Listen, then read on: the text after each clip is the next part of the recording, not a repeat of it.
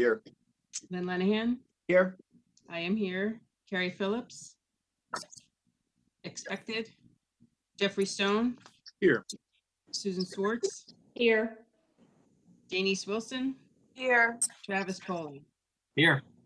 We have a quorum. Awesome.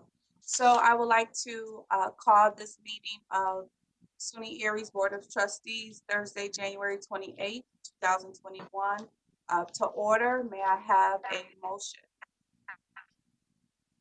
Do I need a motion? I don't Just go into the presentation. Oh, just go into it. Perfect. Okay, no worries. So first we have a presentation from Colleen Quinn regarding, actually a host of people, a presentation of student satisfaction survey from SUNY. Here. Colleen, I think, and Fabio, everyone. Right. It's Yes. Good morning. It's Good morning. myself, Fabio, Verlaine Quinney from our counselor's office, and Pat Ryan from Distance Learning. Good morning, everybody. We're going to split the presentation into 4 parts based on the individuals that you just heard of. We'll begin with a little bit of a data review on the quantitative data that was collected during the fall 2020 satisfaction survey. This survey was developed and administered by SUNY. We simply provided the student contact information. We provided contact information for about 7,500 students, and that was essentially the majority age population, 18 and up, that was not in high school. As a result of that, we received 559 responses, and you will see individual slides focusing on some of the questions and the data we got back. So beginning with that respondent overview, let me first say that there was no demographic data collection on this survey, so we don't have any gender or race breakouts, for example. All we got in terms of demographics was their level of enrollment, whether they were enrolled in a program of study or not, and whether they were first year. And is that a result of the SUNY design of that survey?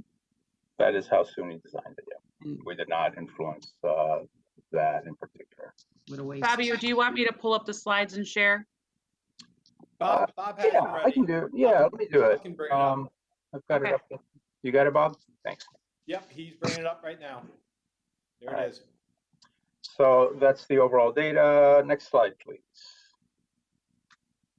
So the first question, there were a couple of questions about student comprehension or understanding, perception relative to how classes would be held, and the survey being administered between October and November, this was asking students to think back to their initial enrollment in the semester and how well they understood how classes would be held. So this is a somewhat broad question. It could refer to the individual mode of instruction in individual classes. It could refer to the overall campus plan. There's a little bit of ambiguity within the structure of the question, but you can see the results. About half of the respondents said they clearly understood the plan, and about half had some level of concern or lack of understanding. And that's part of the mix of how we have built out our communication structure as well going forward. So next slide, please. On the satisfaction side, in terms of the actual satisfaction with the mode of instruction, we can see about 32% of students had some level of dissatisfaction, and about 44% had some level of satisfaction, with 23% in the middle. Again, here, there's a little bit of ambiguity. Mode of instruction could refer to the overall campus plan. It could also refer to individual classes, how they're being held. The survey itself doesn't define that, so students could have taken that in either of those two ways. And that's important to note, just because it doesn't necessarily reflect on individual classes. It may reflect on the overall college plan, or it may reflect on individual instructor level satisfaction or class level satisfaction. In that case, we just don't have total clarity. But you can see some level of dissatisfaction is concerning. Obviously, when you get up into the 30% range, then that starts to become a real concern. Next slide. The question of the what if question of what students would have done if they had clearly understood was next. And here we had a smaller number of respondents just because the only respondents that were asked to answer this question were the ones who had said that they did not have a clear understanding. And so among those individuals, we had about 28% who said, 29% who said that they might have changed their plans as a result of a better understanding of the mode of instruction. Next slide. Okay, so here we get into a little bit of the context around not just looking at SUNY Erie, not just looking at the higher education sector in general, but looking at the broad New York State context in terms of what people are thinking about education in general. And so here we are collecting data from the Census Bureau's Household Pulse Survey, conducted every 2 weeks for the past 6-7 months relative to COVID. And here we're seeing some pretty startling numbers. This is data from early to mid-December. And so you can think of it as information that would have impacted the college-going decisions of our prospective students and our students. So of those who said that they had plans to attend college, 30% within the state of New York reported cancellation of all college plans. Another 8% reported plans to downsize their educational offerings. So, you know, that's a large number, obviously, and it speaks to the broader decrease in sector enrollments. And it really is something that we need to digest very thoroughly at the institution. If 30% of the population within the state of New York, or the college-going population in the state of New York, is either deferring or canceling college-going plans, obviously that's going to impact us in a very significant way. There is some economic data down below as well, and that's really added here for kind of flavor and understanding the broader economic context. I think the most relevant to us are obviously loss of income. Anybody who is experiencing loss of income or expecting to experience loss of income might have their educational plans modified. But also food insecurity and housing insecurity are, for us, very much top of mind concerns among our students. And so when you're seeing numbers that high, especially with regard to housing, and this affects both landlords and tenants, of course, then you're really looking at a major crisis in the community, and that is going to have ripple effects on all industries, obviously including ours. So again, this is data that is collected by the federal government. We have a reliable data structure there and reliable data overall. So we plan to keep tracking those numbers. Next slide, please. And just a couple more on student preferences. Here we're seeing the overall preference by students as being about equally distributed. The majority, the plurality of students are still preferring totally online or remote offerings, but you can see there's a pretty evenly distributed mix among the rest. Next slide, please. And here I'm going to turn it over to Colleen. Okay, I believe Verlaine Okay. is going to do this piece, and then I'll do the next piece. Thank you, Fabio. Okay. The next grouping of slides were slides that were put together for a presentation to be presented as a breakout section for College Day with faculty, both teaching and non-teaching. So the information from this slide was just to give them an overview of how the survey was set up. It was designed to assess student satisfaction with their college experience. Understanding the students' academic plans and concerns for the spring semester, and designed to take less than 5 minutes to complete. And as mentioned, there were 559 respondents overall. 68 of them did not identify with a degree or certificate program. 267 of them, or 49.3%, felt clear on how classes would be held. 209 were they somewhat understood, and 66 did not understand at all. So of the 274, 126 students would not have changed their decision, where 69 were not sure. Next slide. In the section in regards to student plans for the spring 21 semester, 527 respondents to that portion. 402 plan to return, 68 were not sure, 25 did not plan to return, and of these, 5 agreed and 5 strongly agreed not to return. And also, I think it should be noted that 30 were graduating as of that semester. And then regarding the section on health and safety, there were 464 respondents, 176 wanted totally online remote classes, 47 mostly online, 104 wanted an equal mix. 71 preferred mostly in-person classes, and 66 preferred totally in-person classes. Next slide. Now, the section in regards biggest overall concerns and what could have been done differently. We met with our provost, and he wanted to delve deeper into these areas. There was an interest on his part in regards to identifying areas of concern according to how it's broken out below. It was separated according to positive, COVID-19 or remote concerns, modality, negative responses, and other. Next slide. What students felt could be done differently? Colleen, is this you? I believe. Possibly, or I think it was, I think we did a combination at this Okay, point. okay. Well, okay, I'll go on. 9.9%, everything was fine and or great. 4.9% was a positive feedback. 43% was constructive criticism. 13.6% modality concerns. 10.5% nothing needed to be done differently. And 17.9% other. Next slide. Great.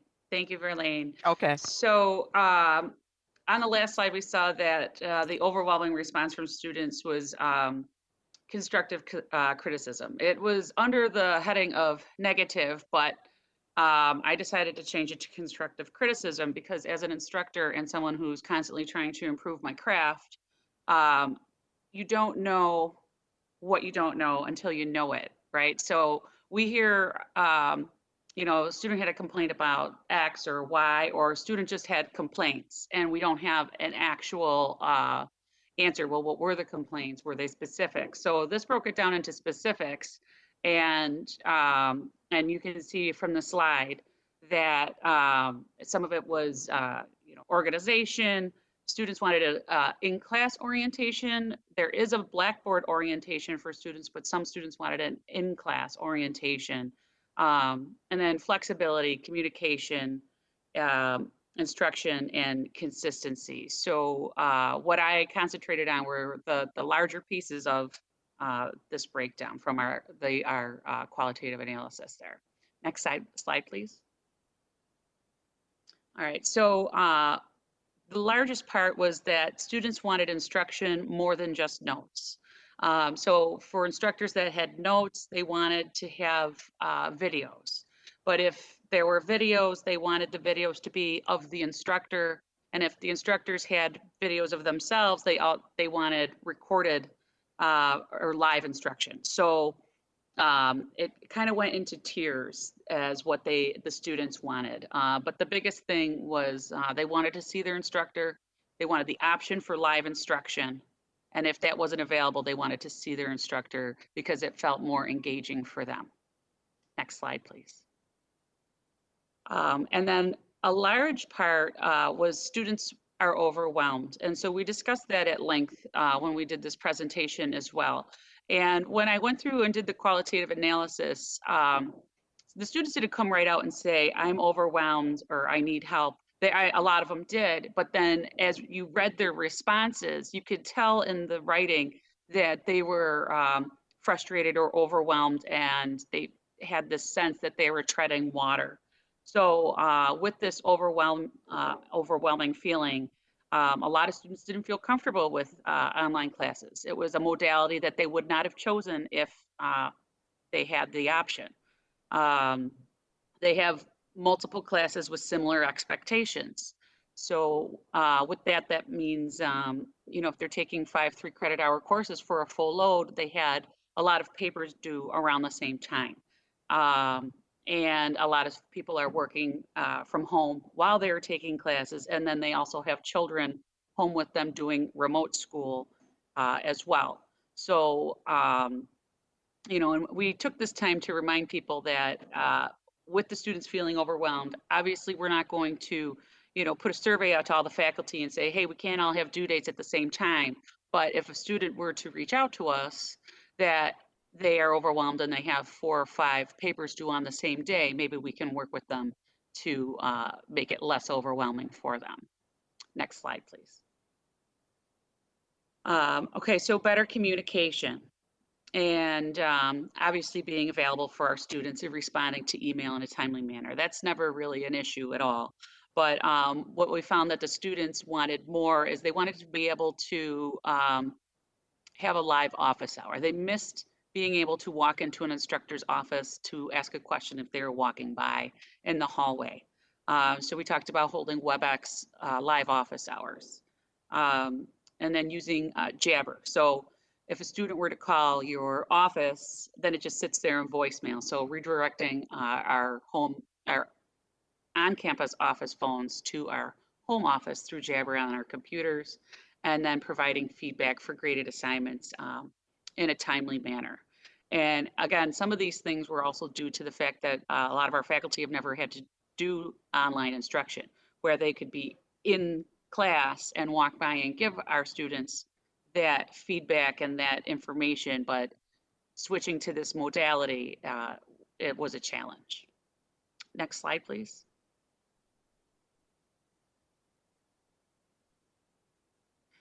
Flexibility. So again, that went with our overwhelmed, the students feel overwhelmed.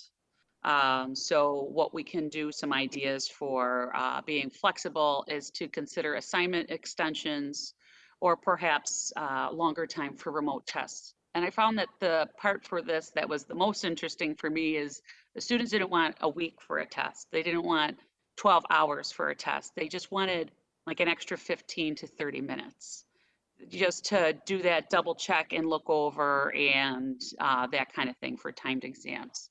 So I thought that was interesting. And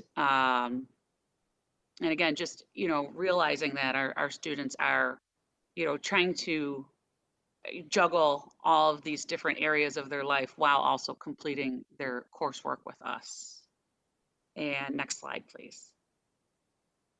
Okay, so with our other issues. So you'll see that there are 58 respondents in this section. And I should mention in the last section with our constructive criticism, there were only 139 respondents. So we did start with 559. And so what the section I'm talking about was the very last question on the survey. There are 18 questions. So we did have some survey fatigue at that point too. So that could also contribute to why our constructive criticism was 43% of the responses. But issues that fell under the other category, we had 58 different respondents for this. And these were responses that just didn't really fit into specific categories. And so I think Verlaine, this went back to your piece here, but I do want to point out that this SUNY survey wasn't just for our online instruction. This was for the remote during the pandemic. So it didn't address our typical online format that we have been doing for decades. Well, at least a little over a decade. Verlaine, you're on mute.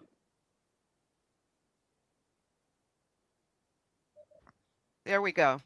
Okay, realizing that each student's comment had some value and benefit to what our goal was to improve, I then divided up this other category into areas that the responses seemed to fall into. Either in the area of communication, there were 25 responses that I felt could be addressed with better information being made available to students. Then there was a flexibility concern, and there were 5 students who I felt their response fit here, and they were students requesting changes that they felt could make things better for them. Then there was an area of clarification. The student needed to understand better the reasoning behind the comments they were making. Example, that certain things were mandated by the state, and those are the things that were driving our decisions. There was another area where it seemed as if they were crying out for some type of help or assistance. So I grouped them according to help needed. And then there were those who had the concerns in regards to financial situation or refunds, and in regards to their funds, the costs, etc. And then I listed demands were people who were basically everything else, kind of just ranting. Next slide. And after going through these different slides, we then turned it over to open discussion, because our whole point was continuous improvement. And we put these ideals back to faculty. And so we had a very hearty discussion. I was very impressed with the involvement. We had 100 faculty members who participated in this workshop, and some great ideals came up. I don't know if we're going to go into that today. I know time is limited, so I think Colleen, maybe we what do you can think? talk about, a few different things that, came out of this, because it was really just a robust conversation where we were learning from each other. People were able to share their Blackboard courses and different ideas like, hey, I do, a question and answer discussion board in my course.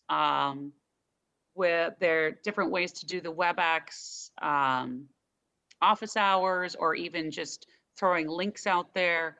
The fact that we have WebEx tutoring for many different subject areas, and then just ways to communicate to our students. So breaking down our syllabus into, so we have, obviously we have our syllabi available in our course, but we also, talk about deconstructing our syllabus inside of our course information page. So you can pull out some of the key pieces, like this is the textbooks information.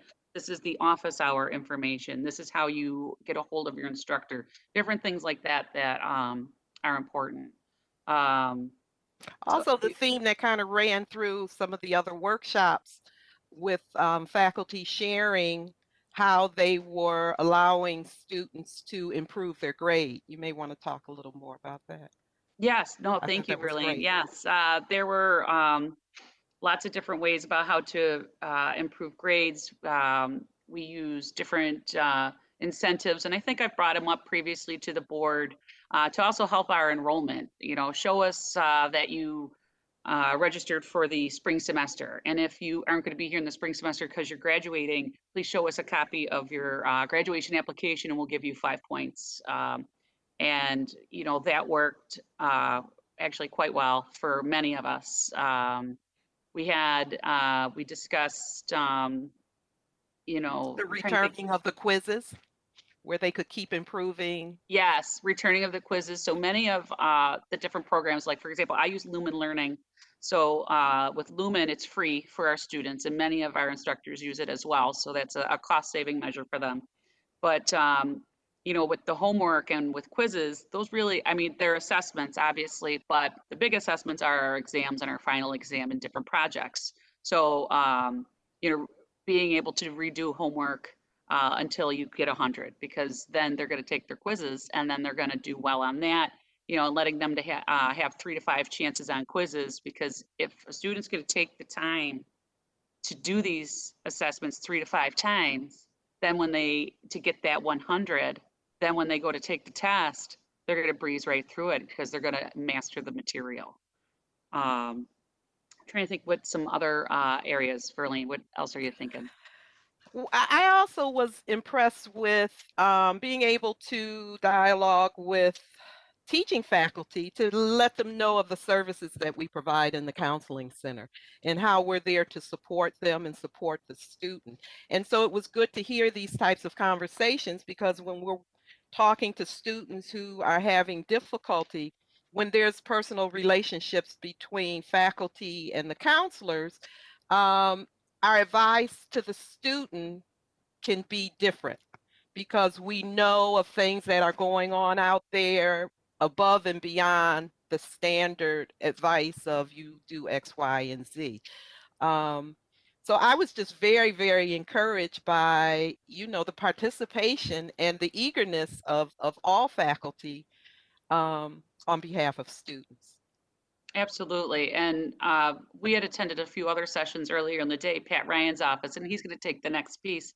But our distance learning office, under the direction of Pat Ryan and Carl Siebert, a lot of the things that they were talking about throughout the day were different things that you know, I use in my course or other people use in their courses, and that was a big piece of what we were sharing as well. And you know, how do you put a discussion board in that helps with us students for just it's like a raise your hand discussion board, or how do I have something really important I need my students to see, I'm going to send it in an email, but I can create it's called creating an item, and it's right there with the words at the top of your Blackboard page. So just all of these different pieces that some people just weren't aware of. And that, so we had a lot of overlap with some of the things that distance learning had provided earlier in the day, which was great. So hopefully reinforcing that as well. So with that, I'm gonna ask for the next slide there and turn it over to Pat. Good morning. I know we're a little over time, so I'm gonna speak quickly, but feel free to interrupt me at any point. I just, you know, I look at my part of this is to talk about what's been done from the institution side and what we have planning to help continuous improvement on this. Prior to COVID, we had started with, well, my office's responsibility was to keep and maintain the deemed train list, which is outlined in the faculty contract. And we had over the years developed this 4+6 model where every faculty who was teaching an online section had to take these 4 basic modules. And then we had them take 6 different elective modules based on what their, you know, teaching style is and the kind of tools they were going to use in their classes. And basically that has grown to 30 individual modules that are self-paced, and every faculty member in the college has access to it. Through this process, we are just shy of 300 faculty members who are trained to teach online sections. The number is 299. Now, this number does not include any faculty who have retired and are not come back as adjunct, because I'm not comparing my list with HR's list. So I'm just worried about who's training. I'm not going to talk a lot about this slide, so we can move to the next one. So since COVID started, we did a bunch of things. Some of them not on the slide. We set up a booking site, which is a way for faculty to book appointments with instructional designers, so they could get help with Blackboard or other aspects of teaching remotely. We set that up immediately. I think it went live a week before we closed the campus. We also had scheduled a series of remote workshops throughout the time, from March all the way up until January. Towards the end in October, we coined a series, Remote Teaching Institute. And through this process, we actually got attendance at 20 different workshops over that period, with 278 different faculty 278 faculty members attending, with 106 distinct faculty members attending these workshops. I'm speaking fast because I know we're over time, so I apologize. We also designed a series of quick hit videos, which are available to all the faculty. So if they need to quickly look at how do I design a test, we have a video right in the faculty support class in Blackboard, and they can do this. By the way, every one of our presentations was recorded and also stored in that faculty support class. So everything we've done is available on demand for the faculty in the past. Okay, I will slow down. So we have this whole series of videos there. We have, we've set up the booking system for the faculty. We did the Remote Teaching Institute, and we are working with the ITS department with their series on Tech Talk Tuesdays. And we have hosted a couple of those for them, or at least presented for them, not hosted them. So this is all the things that we've done up until now. Going forward, going into the spring semester, we realized we had some fallbacks. Actually, we tried to use, the distance learning department has mentors, which are employees. Hang on. Do you want me to take the questions at the end or take them now? You can take them as you go. Okay. Are these required, or just question in here, are these required or just optional for faculty? This remote teaching, all of the stuff on this slide is optional. The previous slide, though the training is required for faculty who are teaching an online section, which would be any of our sections that are coded as IN, IC, or IS. We are running about 200, wait, I have that number. This semester, we are currently running 292 sections as online sections, which I know it's confusing for the students, because the students are really having a hard time knowing what's an online section and what's a remote asynchronous section. But this training is required for anyone teaching an online section. Does that answer the question? Okay, can we go back, go forward? Yes, thank you. Yeah, perfect. We'll start talking here. So the college has these distance learning mentors, which we embed at the request of the faculties, into their online section. For the fall semester, we attempted to embed them in remote classes that faculty had requested.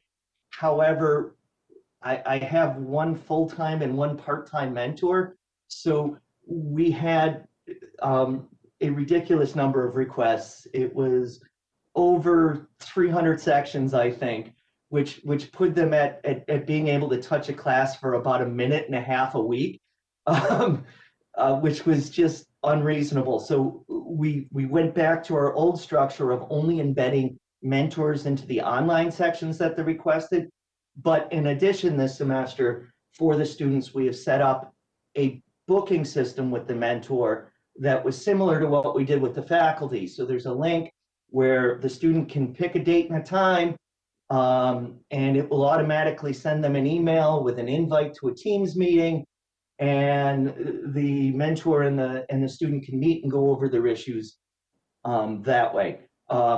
We're still embedding them in online classes, but we couldn't keep embedding them in all the classes and still provide any level of service. So we went to this book an appointment model for the remote classes. We also, with the help of ITS, ran a 4-week, well, running, because we're in week 3, a 4-week student success workshop program where there are 2 workshops presented twice a week for 4 weeks, which I want to thank Bob for setting them all up for us, where students can hop in and learn about different aspects of taking classes remotely. So on the student side, we've set that up. Attendance on those has been light, so it may not have served everybody we wanted it to. But it has been promoted on our Facebook page. I had sent an email out to every student before the semester started. So we have been promoting that.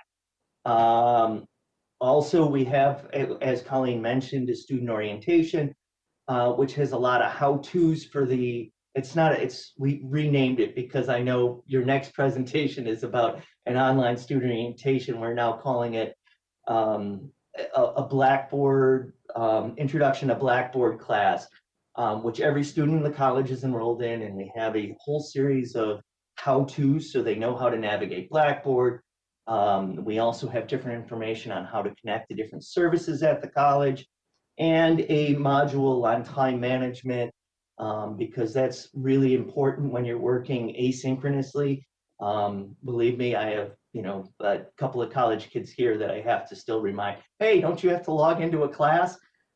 So we try and I know not everybody is kicking their kids like I am. So we put this time management piece in there as well. So we're trying to serve the students as best we can, with their different issues in relation to their remote classes, and the mentors have been working nonstop to try and help the students, and I want to really give them a shout out, all of my staff actually.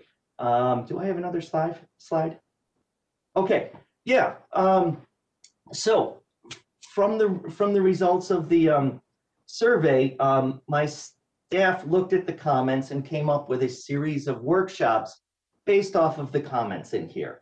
So starting in February and running through mid-March, we've scheduled 6 new presentations for faculty, which will be finalized. Well, presentation list is finalized. The title of the series we're working on, and then we're going to promote this through the Senate and through through emails, which I've been sending a lot of to faculty. So, the 6 workshops we're going to be running in the upcoming semester are one on setting up live meetings and office hours in WebEx, so that faculty know how to set that up right in their Blackboard class, so students can know when and where to contact their instructor. We've got another one on common issues students are having with remote classes, and then solutions on how to address them in your own class, and another one on appropriate workload, because some of the comments were there was too much work in the class, or in fact there were some that said there weren't enough work in the class. So what we're going to do is we're going to run a presentation on the Carnegie unit and give faculty some suggestions on how to calculate what they have in their class and is it an appropriate amount of work. And then we have another one on optimizing communication, and another one about giving, trying to cover the different things you normally would do in a seated environment that you now have to do in an asynchronous environment. And then, of course, our last one will be on student engagement, how to promote student engagement in this remote environment.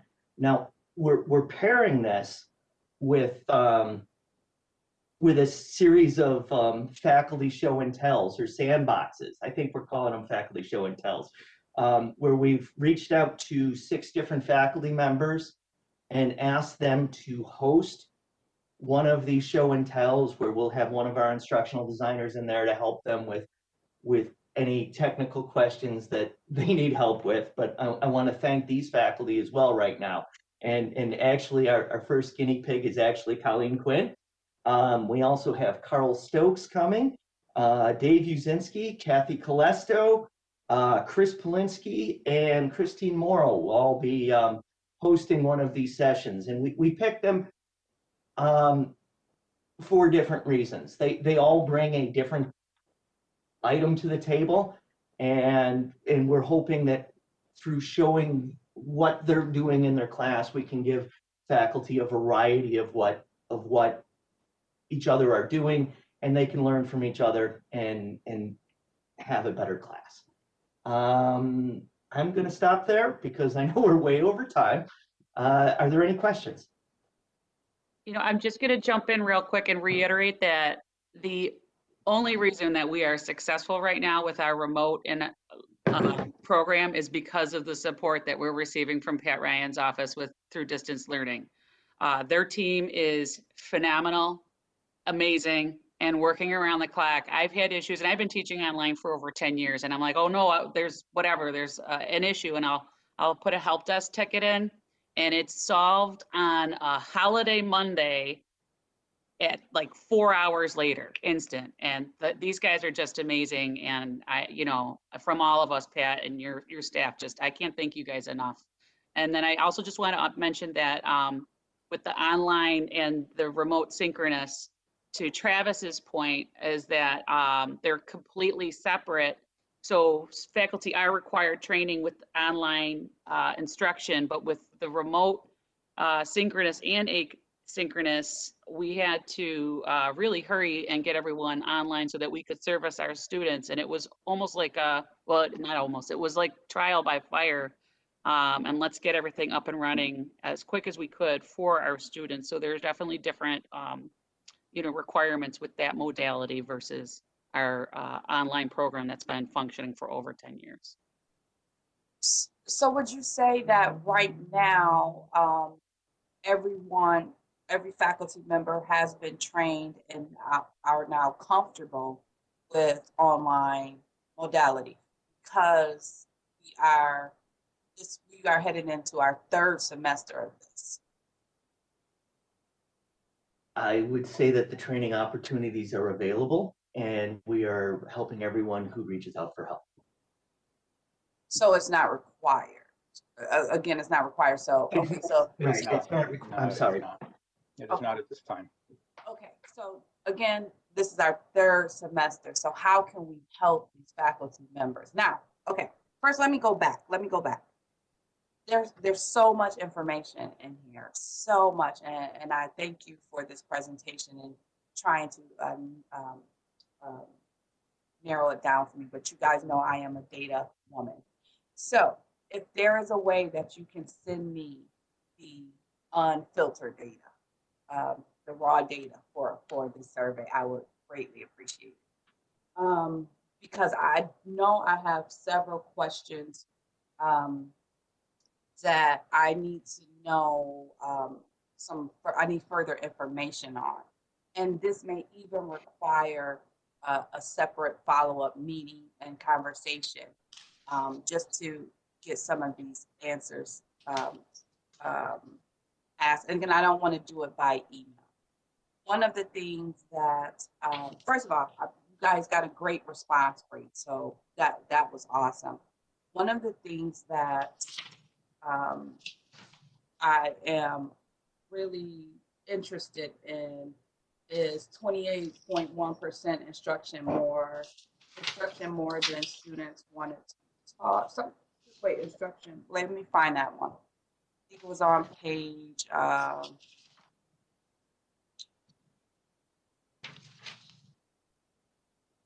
28. Instruction more than notes. Instruction more than notes. So that leads me to infer, right, that there is not adequate instruction in those specific courses. I can address Just that comment. Just 1 second. Sure. So just let me finish. So that is like one example of a question that I would have and I would like to dig into that. I am also looking at, goodness, I'm just trying to go through my notes. Oh, okay, let me go back up a little bit.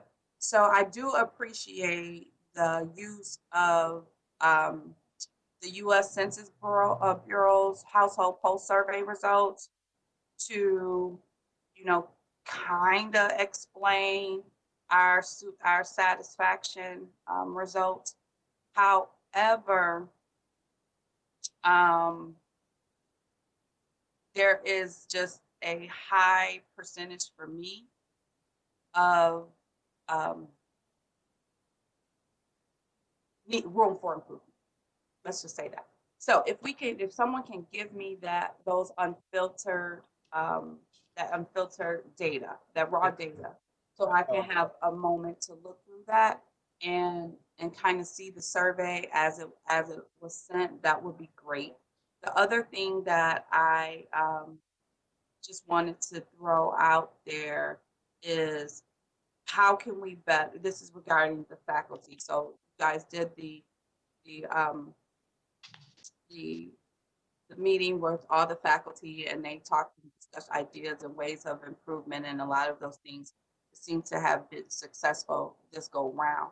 But again, as we are going into our third semester of this, I am more concerned on how is this being implemented and I don't want to say enforced, because enforce is a harsh word, but what's the level of accountability around the implementation of these items and that came out of these meetings. I know we're about to go over student orientation, so I'll hold my comments for the student success workshop and the Blackboard Online for that. But again, to Travis's point, and just some of the general things that's like punching me in my face right now. Just how can we better support faculty to meet the students? Can I make a comment too? I think in the future, when we do these kinds of surveys, even if they're designed by SUNY, we should add some questions about demographics, because that would tell us a lot on why maybe one group of students is having a harder time than another. So I think this is great, but I just see a dropped ball that we don't know who's saying what. And in a general sense, I mean, I understand, and it doesn't have to be a lot of questions. It's like, what's your age, your ethnicity? I don't know, you guys know. But that way we can maybe infer some reasoning as to why a particular group is not achieving the expectation, or maybe there's a roadblock that they are facing that another group isn't. I just think that would be very helpful. Just add a layer of like 4 questions on going forward for every student survey we do. Yeah, if I could clarify that, Madam Chairwoman and Kate, that was not an option here. SUNY actually administered the survey for us. So yeah, it was unfortunate. They, for whatever reason, decided not to. I think part of the rationale was simply, just keeping the number of questions small. But I agree with you. I think the demographic baseline is so important these days, and it would have just been 2 questions. I know. At least race and gender. That would have made a big difference. So yeah, it's unfortunate. We didn't have the chance to actually look at the individual student identification either. So we didn't know which students had responded and which students hadn't. Otherwise, we would have been able to do that on the back end. But we couldn't do that, unfortunately. Was there an opportunity to share that observation with SUNY the next time they are sending out a survey like this, before they get it all completed, that, this information is really valuable to us and would be to any of the SUNY institutions, and just urge them to include it? Yeah, that will be done this semester. This survey will not be administered this semester, but a similar broader survey, the overall student opinion survey, which is typically administered every 3 years, has been rescheduled for this semester. Typically, we would have been administering it next spring. So they've move that up on the schedule, and that will collect demographic data, but we will not be collecting this particular survey. Again, I think that's a bit of a short-sighted call, but because you'd like comparative data, but I believe their plan is to actually combine the two into a single instrument. But again, these are, sounds like 4-year, you know, again, SUNY focusing on 4 years, because if we do a survey every 3 years, we're missing a whole class of our students, right? Oh, Presumably. certainly, yeah. The student opinion survey has always had that basic flaw in it. It is in the past, it has been a paid vendor administered survey by the ACT. Nowadays, it's I believe it's something that SUNY will directly administer, so the cost might be a little different. I'm not sure if that has played into it, but yeah, it's always been a 3-year timeline on that one. And I'm not sure if this is going to now reset the timeline to every 2 years. Either way, of course, we can do our own surveying internally, and we'll continue to aggressively pursue those options. But for now, we want to also make sure that we are in the SUNY instruments and make sure that we participate in those at least. Thank you. Fabio, if I could, that was going to be my comment. Why don't we do our own survey and focus on the areas of improvement that students had identified? We're coming up on 3 weeks of classes. We still have an opportunity based upon the survey results, maybe to change or modify what we're doing to make those students successful for the remainder of this semester. So I would ask that you and the group that kind of went through this presentation, we can get out a survey sooner than later to our current students, and that we can add that demographic information and try to correlate the results to the data points that we're asking. Will do. Absolutely. I think that's a great idea. And I think this is the group to put that together. So I'll get the 5 or so of us, 6 of us together, and start pulling together those individual questions along with Dr. Blair, who is our surveyor at the college. I would, if I may, just to keep in mind, the survey was given in the fall, and so since then, we have had several opportunities to work with our faculty through the distance learning office, but we also had we're calling them explosion days now, and we had one in December through the Center for Professional Development, where it was all faculty, it was not required, where everyone was able to share ideas. And so that kind of got the ground up and running for improvement of courses, as well as with our opening day. We had over 100 faculty members attend. I know a lot have reached out to myself and the distance learning office with how to improve. And we are working with, obviously, Pat Ryan's office with all the different things that he's offering for faculty and staff to improve. But we are also going to be having monthly explosion days through the Center for Professional Development to further improve faculty courses and things like that with our teachers. But to speak to teaching with the instruction more than notes. So for without waxing poetically, but teaching is an art form. You walk into a classroom and you're on stage. And for many of our faculty, that is how they instruct. And they're on stage and they, perform these amazing lessons. But, how do you take that and put it into a Blackboard course when you've never done that before? So I think that's where the instruction more than notes. So students are used to a performance, if you will, and it's, to translate that into now a new online format is a challenge, but it's something that we are working with.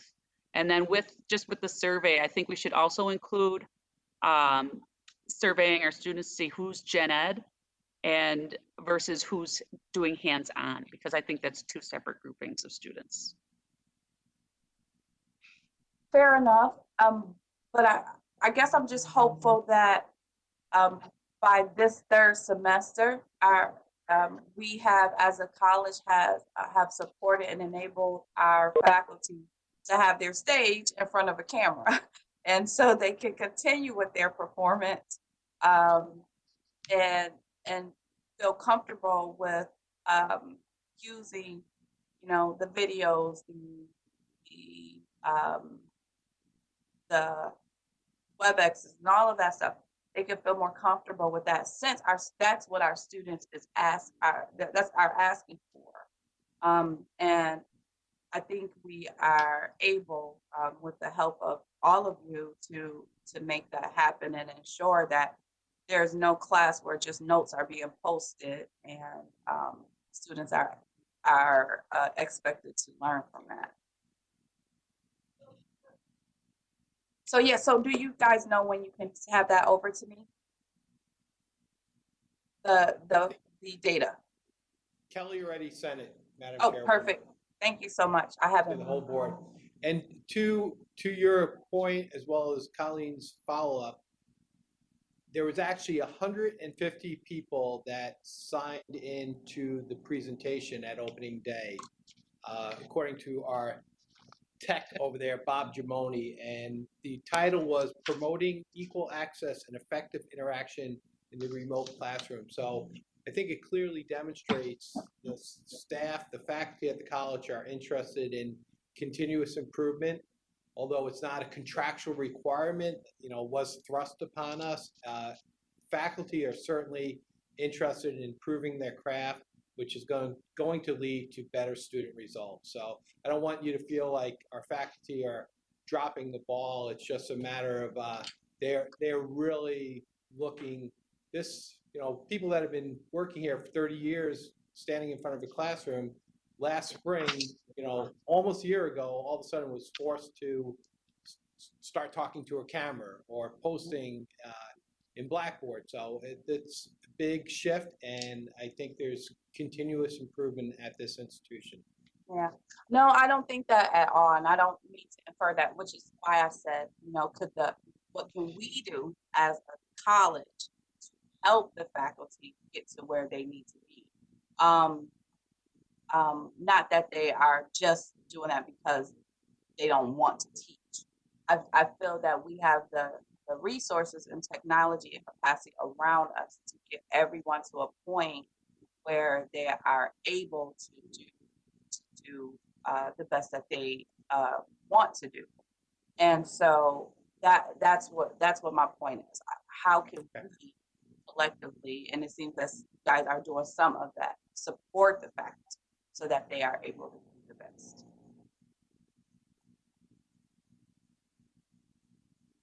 Okay, is there any other questions? All right, thank you so much, everyone, for this presentation. I appreciate it. What we'll do next is go for our next presentation with, sorry, I'm getting back to the top of my agenda. Andrew Anesi and Phil Stru. Presentation on student orientation update. Thank you, Madam Chair. Bob, if you could put up the Andy's PowerPoint, please.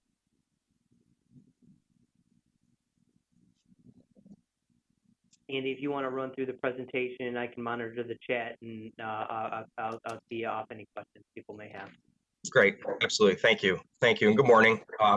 Before I dive into the PowerPoint, I just want to give a quick synopsis of sort of how we got up to this point here. If I look back at pre-COVID, the college had traditionally held orientation in a face-to-face campus-based setting, and orientation was tasked once COVID hit to turn around an orientation that could be delivered online in quick order. So at that point, which would have been back in March and April, we surveyed all the departments that were typically associated with the content in orientation and utilized that feedback to draft that quick turnaround presentation in Blackboard for students that were coming in for the fall. That went live in mid-June, late June. So students were able to then begin to receive information they typically would have gotten when they came to campus. The sort of ending to the previous presentation in regard to continuous improvement, I think is an important piece here, because As we progressed through the summer, we collected feedback from students, and then we had additional college-wide members, board members that then reviewed that orientation just after the fall term had started. And at that point, some decisions were made to make some updates and certainly to improve, to do better. And with that, a small task force was put together to convene, develop a plan for the short term and the long term. And we knew that the long term plan would be a little bit longer than a 3 month process or a 4 month process. So knowing that there were immediate changes that needed to be made, we had determined that it would be best to craft the revised presentation to students in Blackboard so that it could be the foundation not only for the students that are coming in now, but then the bigger picture, which is the longer term project with our contract with Advantage Design. So really those two phases were to redesign the Blackboard course and in short order, and then utilize that as a means to draft and move forward with Advantage Design. The 3 meetings that were scheduled, the first one was in October, consisted of the designated members that were asked to be a part of this committee, as well as a few additional members that had some insights either with orientation or could support some of this build. That first meeting really consisted of looking at what our current content was that was available to the students through it's a Blackboard account, but a guest portal Blackboard account. And as well to look at a peer institution in regard to their orientation and how it was built, and that orientation actually was an Advantage Design product. So it gave us a point of reference relative to how we're going to be able to move forward. So that was really the first ask, and then to allow time for individuals to respond so that we were getting feedback from all parties. We held our second meeting right at the beginning of November. Based on having reviewed the peer orientation and reviewed our existing content, it was an opportunity for us to begin to discuss the changes and then collect all the feedback from both the peer side as well as what folks were seeing within our own orientation. Once that was done, we reconvened to review the outline that was put together based on that feedback as well as the content, and to begin to move it forward so that we could then redesign what students were seeing and how they were accessing it. At that point, we did turn the presentation over to marketing for branding and visual appeal. It was important that we did that prior to moving it forward because there were some pieces within the orientation that didn't fall in line either with branding or with the desire to make it a little more engaging for the student. Next slide, please. So the recommendations that we collected throughout those 3 meetings in that process was that we needed to segment our content into 6 categories. It was far too overwhelming in the way that it was built previously. We also found from feedback that there was a need to provide within each of those sections helpful links that would guide students if they moved and completed that particular section but wanted either more information or needed a refresh memory, that we could point them to the correct place. As well, our student trustee Travis had provided feedback in three focus areas. These were deficiencies that he saw, having been a student who went through the orientation. There was certainly a need to elaborate and provide more guidance relative to financial aid, the advisement and registration process, and what was really lacking was the content for students that were coming into the institution as a transfer student.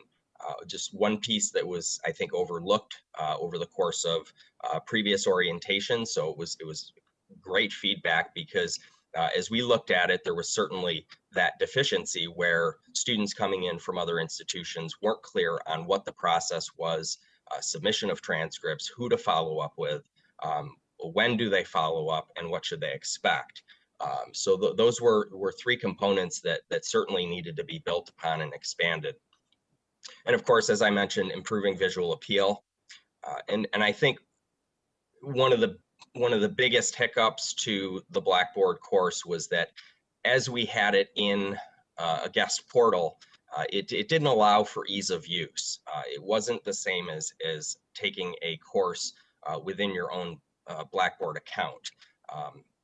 My understanding and all the feedback that I have heard is that it was very choppy in how it was being delivered. So in the short term here, so that students can utilize orientation as more of an easy flowing course and set of information that they're receiving, that we move all this redesigned content into the student's individual Blackboard account. Next slide, please. So based on our existing content as well as the peer review, the 6 sections that we had determined were certainly the welcome, both by student and academic leadership, academic support, campus support and resources, life on campus, technology, and next steps. So these are the critical high points, but within each of these, we've got segmented content that speaks to all the areas that are pertinent for a student coming into the institution, so that they are aware of what they should know as they begin classes. So again, the outline was drafted, sent to the team for review, and then the changes were updated. Next slide, please. So once the content was reviewed, it was sent over based on the timeline of collecting that feedback through the month of November and December and each of those 3 meeting stages. It put us into December, where we were at that point then redesigning the slides and the specific information, and to some extent the narration as well. That information, after it was revised, reviewed, and approved by marketing, was turned over to distance learning, so that those sections could be built, including the videos, as well as building the distinct course, the helpful links, and then incorporating the knowledge check questions, which is what orientation has been utilizing as a means to assess is the student learning what it is we're trying to present to them. So each of those would fall within each of the sections, so that we're still able to collect the feedback that we need, but again, to make it so that it is a better experience for our students. Next slide, please. So at this stage, the material is being built in distance learning based on the start of the semester and obligations with faculty and with distance learning. It did set the timeline back to be able to get it built, but I do believe that we've, with discussion with distance learning, been able to potentially push up the rollout of this into the student's account prior to what was originally stated. I think that'll be dependent upon what is happening in distance learning and the resources that are available to make that happen as quickly as possible. But that's not to say that the work has stopped, because we need to move forward with advantage design. Again, this redesign was really only intended to be a short-term fix to some of the major issues that we were seeing from what was out there for the fall. So we've started to meet on developing the advantage design product, and based on the content reorganization and redesign, allows us the baseline framework to be able to provide that information to them a lot quicker. At this stage, there was an alpha design concept, which is essentially the layout of what students will see within the new orientation, what topic areas we want to include. That has been approved. That's really the first stage here. And it is now to the point where, to get to the next phase, we'll be turning over our content to them to build. So with that will come the need to create additional videos. We have, and I think I'll speak to that here next. We've got approximately 58 slides that we can utilize within our new orientation, and of that, 19 would be video. At this point, we've identified 10 video slides, and we have on our outline an additional 9 that we're going to be presenting at our next planning meeting. Those 9 are going to be, the intent is going to be approved, just to ensure that those are the areas that we see as a group there's a need to focus content for video in those 9 areas. And as part of this, marketing has actually offered to step up and manage that design timeline, because with that comes the video production and of course assistance with the scripting that's associated with it. So at this stage, we have identified our students that we would like to sort of audition in a sense. We would like to work with a group of students that have been presented to us and identify those that would be applicable in each of the video areas, and then move to production of those videos. So the timeline within that is that we've targeted March 1st as the timeline for all the text. And again, most of that has been completed, but given that this is not a PowerPoint presentation and this is Advantage Design, we do want to refine that text so that it is less bulleted and more informational, similar to how peer institutions have done it. And then for those videos, which will be, my understanding is professionally shot, the deadline would be March 15th for those to be completed. So at that point in time, we'll have what we need to turn over to Advantage Design. And certainly, I think by that time, by March 1st, and maybe Phil, I don't know if you could speak more to that timeline on the short-term Blackboard course, but we'll have that up and running during the course of Advantage Design's build. So based on that timeline of March, we're looking at if it is a 3-month timeline with Advantage Design, we're looking at somewhere in the neighborhood of June, early June, mid-June. And I do know that marketing has an interest to work with Advantage Design to get that timeline pushed sooner, so that as we typically begin orientation with new students right around the end of May and June. So it would work with the timeline that we would need. And then as well, there's going to be a component of integrations within Workday, because we do have the capability to incorporate the link and the sort of to-do item relative to completing orientation as part of the student's onboarding process in Workday.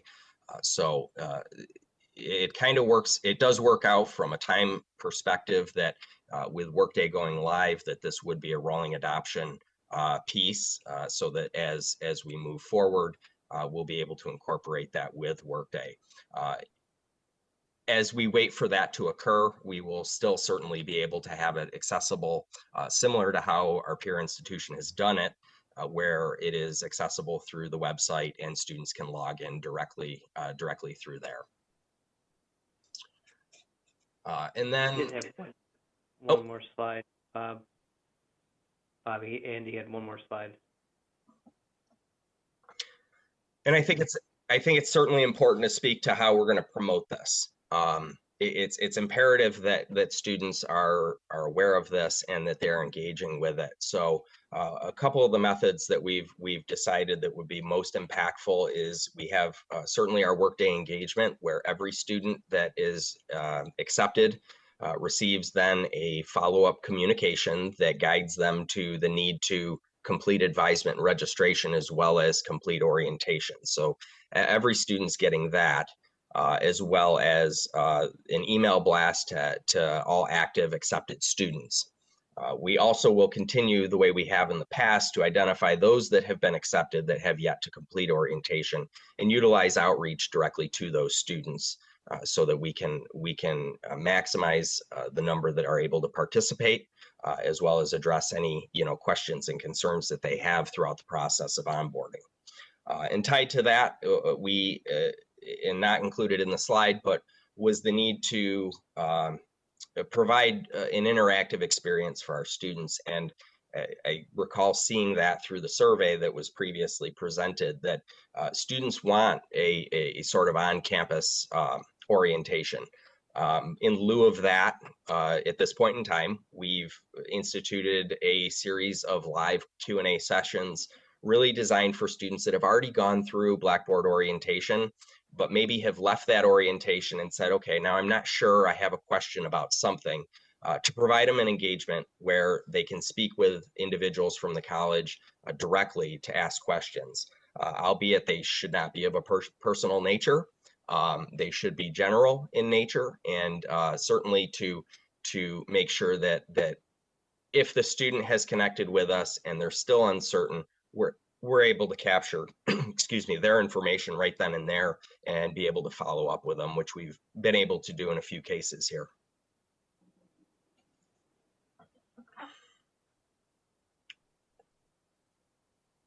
Thanks, Andy. Thank you very much. Is there any questions from trustees? Okay, so I look forward to seeing that orientation when it is developed. Going back to the survey results where students ask for orientation, I think it enhances the fact that we need to have that. I am also still interested in how can we make our orientation mandatory for our students. I will be working with Kate on the policy level to see how we can implement this as a policy for our students. I know the argument is it may become a barrier, but I feel that requiring students to do an orientation is, it just helps them prepare better for the journey ahead of them. So that is what I will be working with Kate on. And I guess I will be working with Doug as well. He's in charge of that. And you too, Eddie. And as far as the Q&A, I did have a chance to hop into two of them, to two of the Q&A sessions. And I know we are going to have a meeting soon to talk about, to talk more about the Q&A. So, or the content. So with that being said, thank you very much. And for everyone who is working on this orientation to get this going. And I don't have any more questions. Thank you, Madam Chairwoman. Thank you, Madam One Chair. thing I do want to talk, well, I just, when you're talking about mandatory, it will be a step in the new student onboarding and workday. So although not mandatory, it shows up, it's like kind of one of those annoying reminders you're always going to get to do, like like if you, when you log in, say you have tasks complete or something like that, it's always going to show up in the student's account as a to-do and an open item. So that may push people in the short term to attend more, like, oh, I didn't do this. This is the step I have to complete. So that's our hope and our goal in the short term. Hope so. Unfortunately, I think people are getting used to annoying reminders with ads on, videos and YouTube and other apps. So they may That's just true, you're right. There's probably some fatigue around that. keep clicking past it. But we're working on that, and not to prohibit them for continuing their education, but perhaps I know my son personally is in college, and he had a hold on his account until he spoke to his advisor, and that's a real thing. And he put it off and put it off and put it off until now it's time for him to register, or not to go forward or what have you. And he had to set up a meeting with his advisor before he could take his, do the next step. So it's not uncommon, and our students, I think they will adjust to that. So that's just one step. We'll talk about advisement at a later date, but if we can start with orientation, I'm happy with that. Thank you. Thank you for your time. And Madam Chair, you are such an advocate for our students as well as our future students. So I certainly appreciate you getting involved and offering your feedback, as well as Travis, our student trustee. Your name was mentioned by Andy, and Travis, thanks so much, because you're who we're looking to serve. So if you're seeing deficiencies in what we're doing, we certainly appreciate and value your input, and all of student government and all students. We want to be the best we can. So thank you both for really championing this. Absolutely. My pleasure. Okay. So if there is no further questions, we're going to go down to the next agenda item. which is the Committee of the Whole. Most of us attended 2 weeks ago. Time has gone by so fast, the Committee of the Whole meeting, where we would discuss many of these items in detail. For board approval, we have the consent agenda, items 1 through 9, DOT minutes, Committee of the Whole minutes, ITS wireless infrastructure, E2 our subaward with Passstone, NA Beta contract, if I pronounced that correctly, Signal Vine contract, student activity fee allocation 2020-2021, UPMC affiliation, Rad Tech addendum, WFD fees authorized to be paid by SUNY Erie for services. May I have a motion to accept the consent agenda as presented?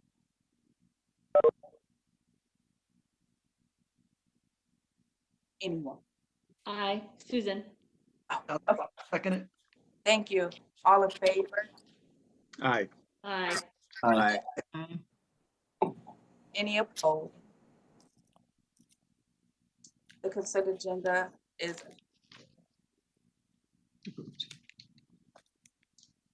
for board information, we have items 1 through 16. I will not read through each of them this time, but does anyone have any questions regarding the items 1 through 16? Once again, all presented at the Committee of the Whole. So the federal stimulus, that's item number 13 on page 116, that has been signed. Yes, it has been signed by Congress, I think December 22nd. I know there's a lot of different federal stimulus Right. items out there, but this is the one that is directed specifically, well, for us to community colleges. So that means that the estimated family contribution is gone and the student aid index is now replacing that. Do we need to train our folks to, help students with their FAFSA forms as a result of this change? Absolutely. Financial aid is working on that right now. One component of the federal stimulus for community colleges is we have to distribute that same exact amount that we got for CARES funding. The first round, $3,997,000. So yes, that Scott Welchin, financial aid director, that reports up to Phil Struble, is working on that. And there's a lot of changes in Pell and it's continuous changes. The governor's budget has some changes to the Excelsior Scholarship Program. So there's a lot of changes throughout. It's a very fluid situation. So we are trying to stay in tune with everything that's being proposed as well as what's enacted. Which is not easy to do, I know. No. But so these students are going to get some of that CARES money that will then go into the calculation of their financial need. Yes. So that, I mean, it sounds like a heavy lift for our folks. I'm just asking about, making sure that they're equipped to deal with these changes as they go on. And, I think it may be confusing for students too. So there needs to be that kind of outreach to students to let them know that this is not the way we did it last time. Yeah, on the student CARES, the first time around, we could not draw down we were limited to draw down the institutional by the amount that we dispersed to students. We did get it all out late fall semester, and we are working on getting that out as soon as the allocations are in fact received. We should be getting those monies. I think that at one point it was like 30 to 45 days after December 22nd that we'd start seeing those funds. We've not seen anything as of yet, but I'm hoping very soon. Thank you. And just for the benefit of the group, it is difficult, this is Jeff Stone speaking, to sometimes keep track of all the proposals that are coming out of Washington. But just a quick way you can think about it is basically there are 2 that have been enacted and 1 that has been proposed, okay? So the way I think about it is the one from last spring, late March, has an easily remembered name, the CARES Act, Coronavirus Aid, Relief, and Economic Security, CARES Act. That was about $2 trillion, and we have been talking all year about having gotten the money for that and how that's flowing and whether it's kept by the state or works through SUNY and doesn't reach our students directly. We've largely digested that, and that's been very significant, as you know, Bill has reported a number of times. Really, at every monthly meeting, we've been talking about the CARES Act. The other act that just got adopted in December, and yes, it was signed into law, passed by both houses of Congress, signed by the president, is the Coronavirus Response and Relief Supplemental Appropriations Act of 2021. That does not have a snappy acronym. I think of it as the skinny relief bill, roughly $500 billion, that was passed in December at the very end of the last administration and the last Congress. So that indeed has also been signed into law. And yes, it does provide some help. It did, unlike the CARES Act, did not provide for any relief to state and local governments other than in targeted ways in particular pots of money, such as vaccination help and testing and things along those lines. And yes, there was some targeted money for community colleges in there, but it's not that broad relief for state and local governments that people have been asking for in light of the economic circumstances and really the crushing costs of all the COVID response measures. So that is to be addressed by a third package, supposedly, right? We've got a third relief bill. We've got the March CARES Act. We've got the December Skinny Act. And then we have the upcoming proposed act from the Biden administration. That is roughly priced at $1.9 trillion and is subject to ongoing negotiations. There's been some pushback on the total amount, and some of the details of that, but the betting is that there will be some degree of relief coming from Washington. And some of the questions that remain with respect to that are whether there will be any direct relief to state and local governments, whether the checks to individuals will be targeted in some way, perhaps to those affected in the most hard hit industries and businesses, or will it be across the board? Will the number be 2,000 or actually 1,400, which for individuals, which is adding to the 600 that the skinny bill had to get everybody up to 2,000? Those are the questions that are subject of negotiation. Of course, there were other aspects of that bill that have been thrown in as well, such as a $15 federal minimum wage increase to $15 from the very low level of $7.25 that hasn't been increased in many years. Whether that will survive the negotiations, we will see. So again, there's others on the call, other trustees. Len has followed this closely, and really all of us. Everyone on the call should be following what's happening with this relief package in Washington, because it affects our institution very directly, very dramatically. And we will see whether it's 1.9 trillion or something perhaps south of that. So again, 3 relief bills, 2 have been passed, 1 is proposed, and that's where we stand. Thank you, Trustee Stowe, for following this so closely. I am definitely have my ears and eyes peeled to the screen as each order has been signed, and I don't even know what we're up to now, but really hoping for some relief our way for the college specifically. So I appreciate Comment, Denise, the governor has put out his executive budget last week, and that's a big step for us as well. And we all follow that pretty closely, and we should. What he has done is assumed $6 billion in aid in the third package that I described, the one that hasn't been passed yet. So to the extent the relief for New York State is less than $6 billion in that package or more, it will have an effect on his budget. Right now, his budget assumes $6 billion allocation to New York from a bill that has not yet been passed. Okay,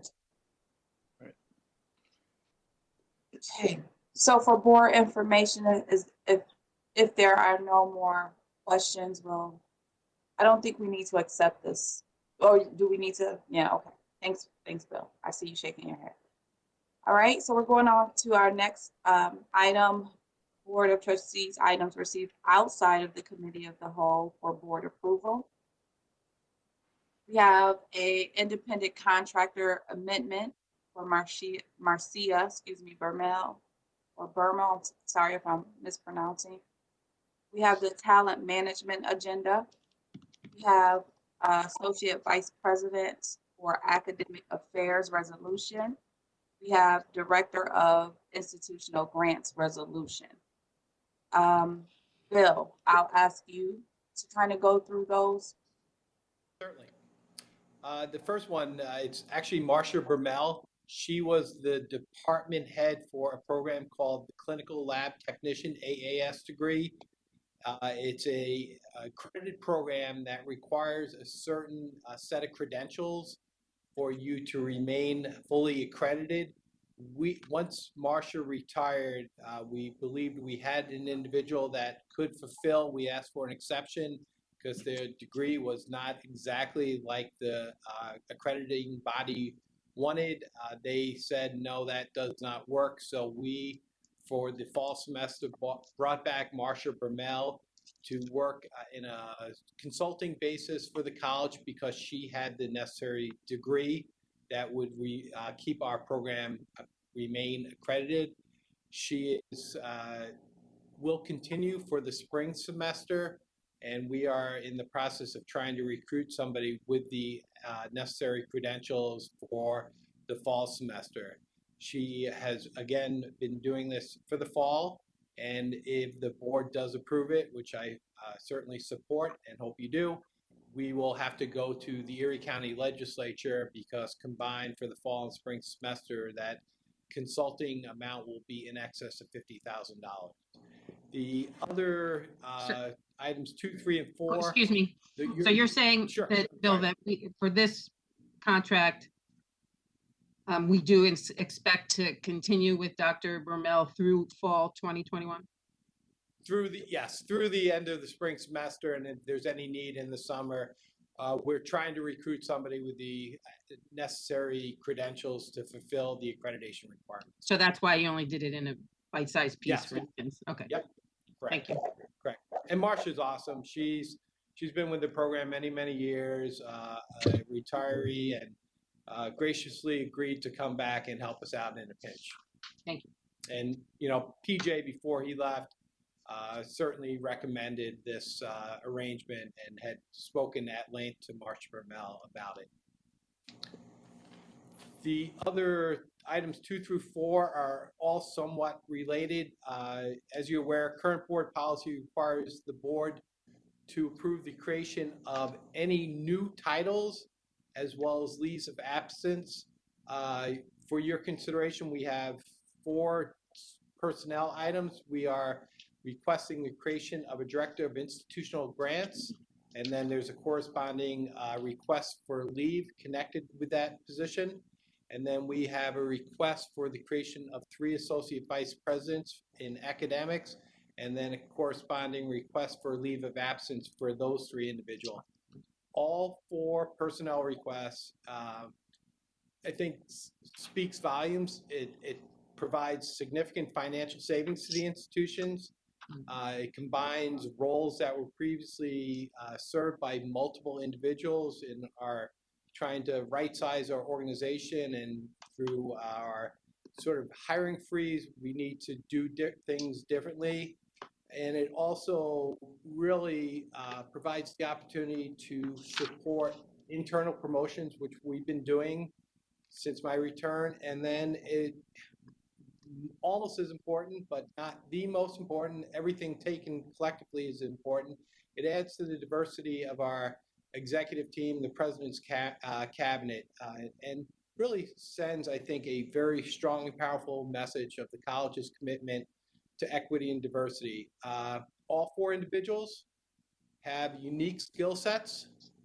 They are extremely talented, hardworking, dedicated, and they are focused on the college and our community and the success of both. If the board does support my recommendation, I would ask that after the board approval that I give them a moment to sort of introduce themselves and say a few words about themselves. With that, I will certainly field any questions the members may have. So there's 2 things. One, congratulations to everyone. However, too, we do need to have some discussion in executive session regarding the talent management agenda. So I need to, I believe I need to make a motion to remove the talent management agenda out of this. Oh goodness, I gotta go up again, I'm sorry. I remember a previous trustee would have all of this printed out and with tabs, and I think I might have to go back to that. So we have to remove the talent management agenda out of these 4 items for discussion in executive session. So, So moved. please. Thank you. Madam Chair, if I could ask for a clarification. I sent the trustees 2 items outside what's appearing on the talent management agenda. If the 2 items that I sent this morning are the ones you're referring to, I believe you could still approve the actions in front of you and then take up the 2 items in executive session that each would have a separate resolution for your consideration. I just offer that as a point of clarification. Okay, just 1 second. I'm behind on my emails. Let me just look. I don't know, it's not for these specific items. So it'll probably be best to remove the entire talent management agenda. Are you, all items, all 4 items, Madam Chairwoman, is that what you're suggesting? We come back to those 4 items after executive session? I see what you're saying. Okay, hold on 1 second. Yes, that's what we should do. All 4 items after executive session. I'll make that motion. Yeah, I'll second it. All in favor? Aye. Aye.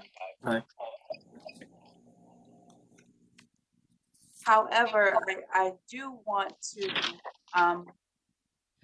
because we're not headed into executive session at this moment, I do want to take this time to acknowledge the individuals that President Ruder was just talking about. Before I interrupted, he was about to do introductions and highlight these individuals. So I'll turn it back over to you, Bill. Thank you.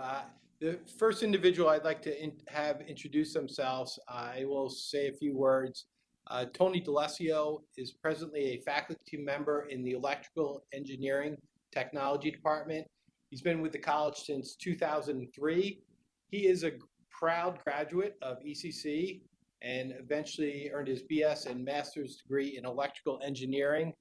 And in the past 8 years, Tony has brought approximately $8 million or $6 million of competitive grant funding to the college from both state and federal programs.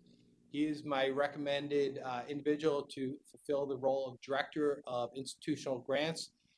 I was here for 18 and a half years before returning, and I've known Tony since he started.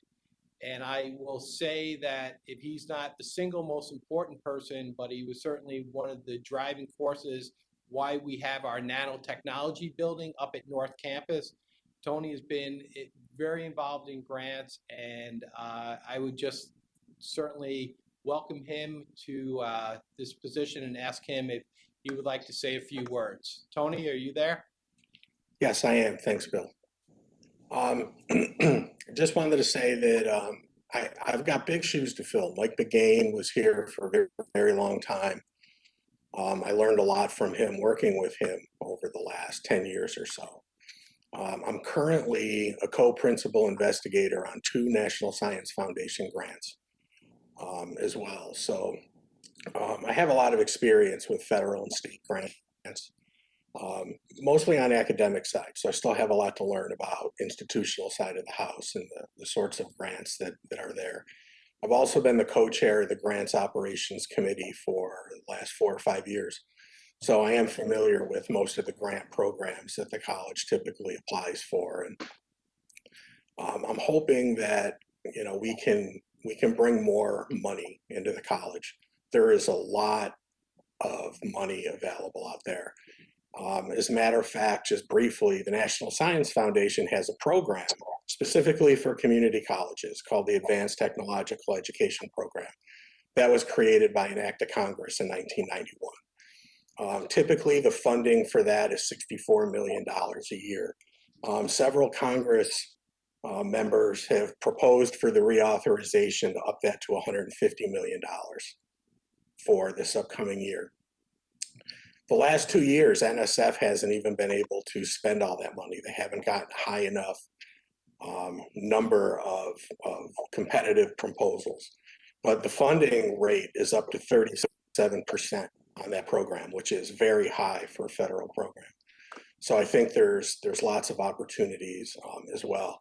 And I'm being told that the National Institutes of Health, for the very first time, is looking to start a program for community colleges, which would open up possibilities for dental hygiene and ophthalmic and radiological tech and a lot of those sorts of careers as well. So answer any questions if you have any. Well, thank you so much, and welcome. You are speaking one of my love languages in NSF, NIH, and my 9 to 5. I work on several NSF and NIH projects, so I would be so thrilled for you to be able to capitalize off of your experience and knowledge of obtaining those types of funding.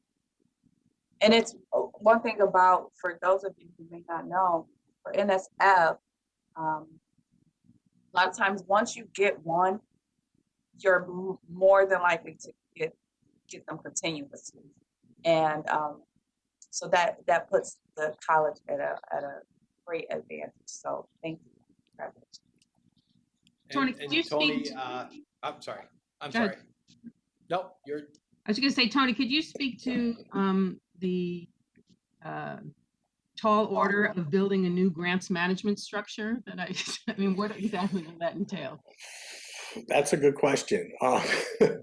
I think, you know, the very first project is to really, you know, start reaching out to people and really identifying needs, and then trying to match prospective project directors with funding sources.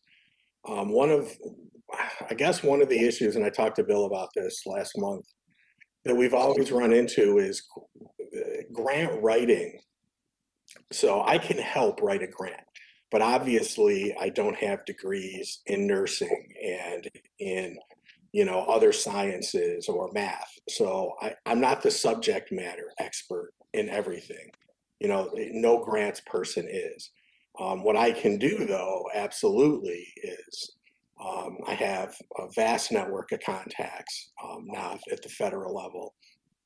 And I think it's overwhelming for a lot of faculty when you, specifically, when you take all their duties, working with students, preparing for classes, delivering classes. You know, they don't get paid to, you know, spend 200 hours writing a grant proposal over a 6-month period.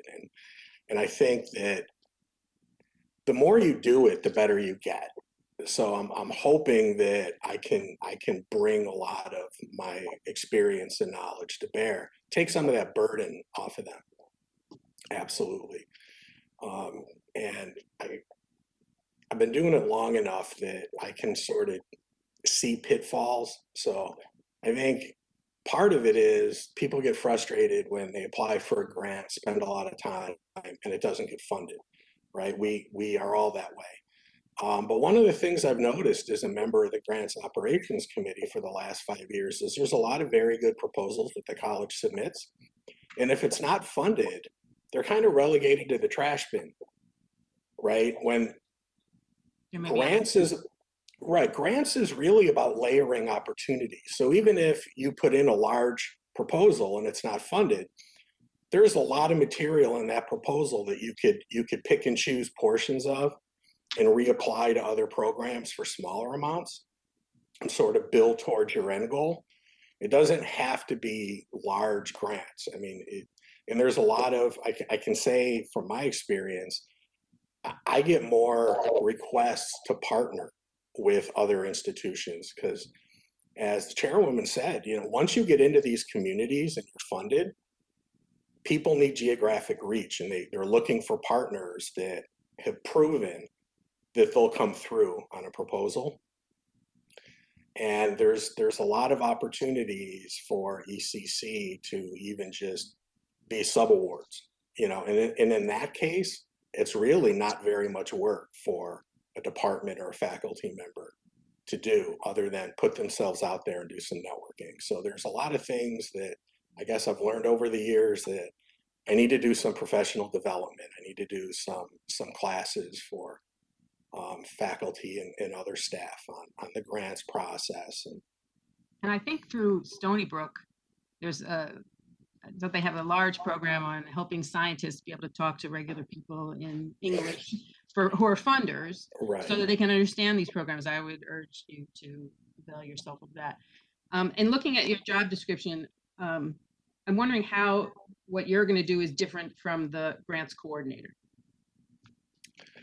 that will be hired, my understanding.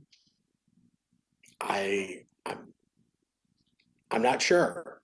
I'm going to be honest. I mean, a lot of the job description was pretty much the same as the last one. I didn't create it, so I'm not sure what Bill and Fabio might have had in mind. Okay, thank you. If I could, Kate,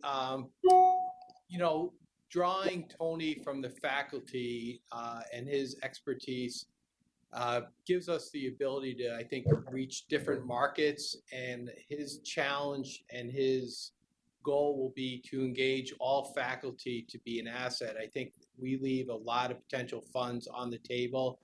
So Tony and I actually have a meeting scheduled this afternoon, and we're going to start talking his ideas of how to really reorganize. I think, Tony mentioned Mike Begain. Mike Begain was focused on one particular area. He wasn't really writing, he was facilitating. I think Tony is hoping to have a broader scope of the grant's responsibilities, and as he identifies resources that he may need going forward, add to that. But engaging the faculty, I think faculty, work hard to prepare grants, and we really have no mechanism for any kind of compensation. So that's something Tony's going to look at and recommending, whether it's release time or something like that. We need to empower faculty and staff to go after grants in a coordinated fashion.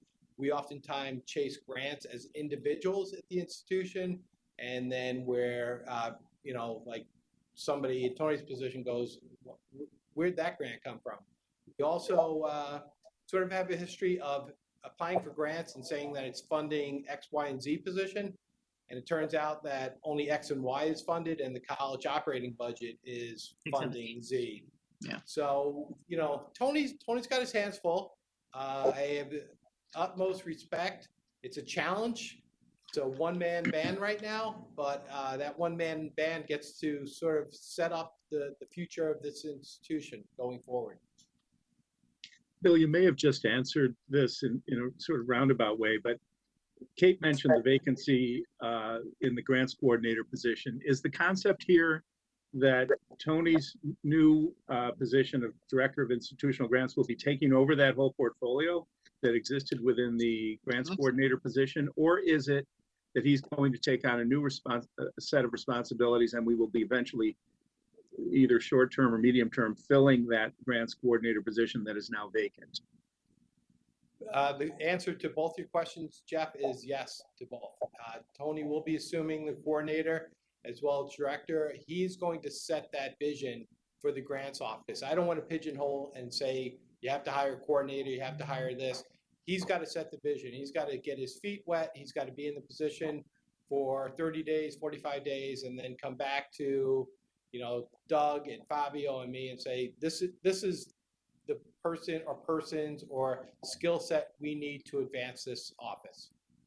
Okay, and are we looking, we're drawing Tony from the faculty, and will we be filling a position that he is vacating is in terms of pedagogy here?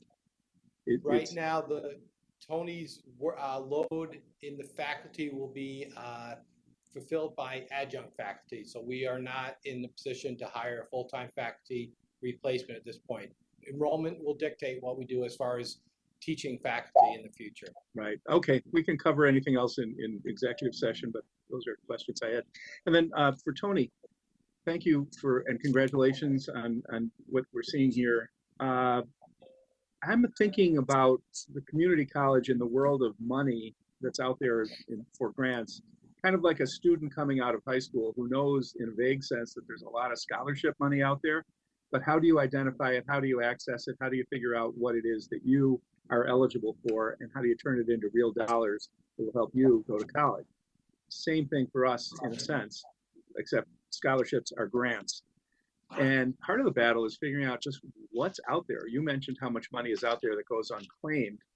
I'm guessing that the answer is yes to this, but I'm hoping that you can assure us that you have some vision for how to use tools that I'm imagining are out there, such as search engines. In other words, if Colleen Quinn were to say, be asked to search for grants, she could go to some sort of a website with filters and search engines, say, all right, I work at a community college, I am a professor, I am in the math department, I am a woman, I'm of Irish descent. I don't know, where this money could all come from. But the more you can tailor that, and then she could get a workable list of things that maybe she qualifies for. That's what I'm asking. Is that part of what you'll be doing, or maybe that would fall within the grants coordinator position? I'm not sure, but I think that search engine piece is important. It sounds to me like it would be important. Yeah, there are a number of search engines. So grants.gov is the federal. It lists announcements of anticipated funding. Once the funding request for proposals is released, all the information is there. You can break that down by, Department of State, Department of Ed, National Science Foundation, NIH, et cetera, Department of Energy, Department of Defense. So you can filter out all of the sort of research ones, for clinical folks, which, we would not qualify for. We're not a research institution. New York State has a grants gateway, which unfortunately New York State seems to be have very little on the horizon with current budget issues. A lot of the notifications that they had posted, they've actually rescinded and said we're postponing those, and until we have budget clarification. There are some search engines you can register for that cover foundational grants, where various foundations will post opportunities. So yeah, part of my job is to keep an eye on what's coming out on a regular basis. I think in the past, the grants office issued a newsletter like every 3 months with possible opportunities. I think we got to be much more proactive. Some of these, programs only have a 6 or 8 week window, and if you wait 3 weeks to publish it, you just don't give anybody enough time to really consider it, decide if, what.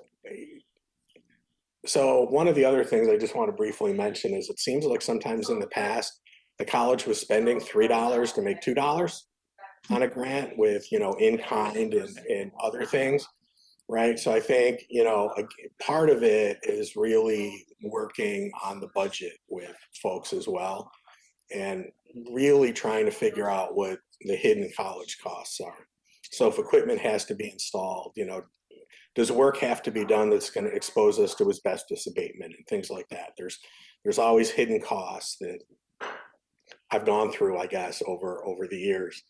And I remember, just as a quick story, one time, one of my first grant proposals that I brought up, Bill may or may not remember, but Bill said, no, we can't go for it when he was the CFO.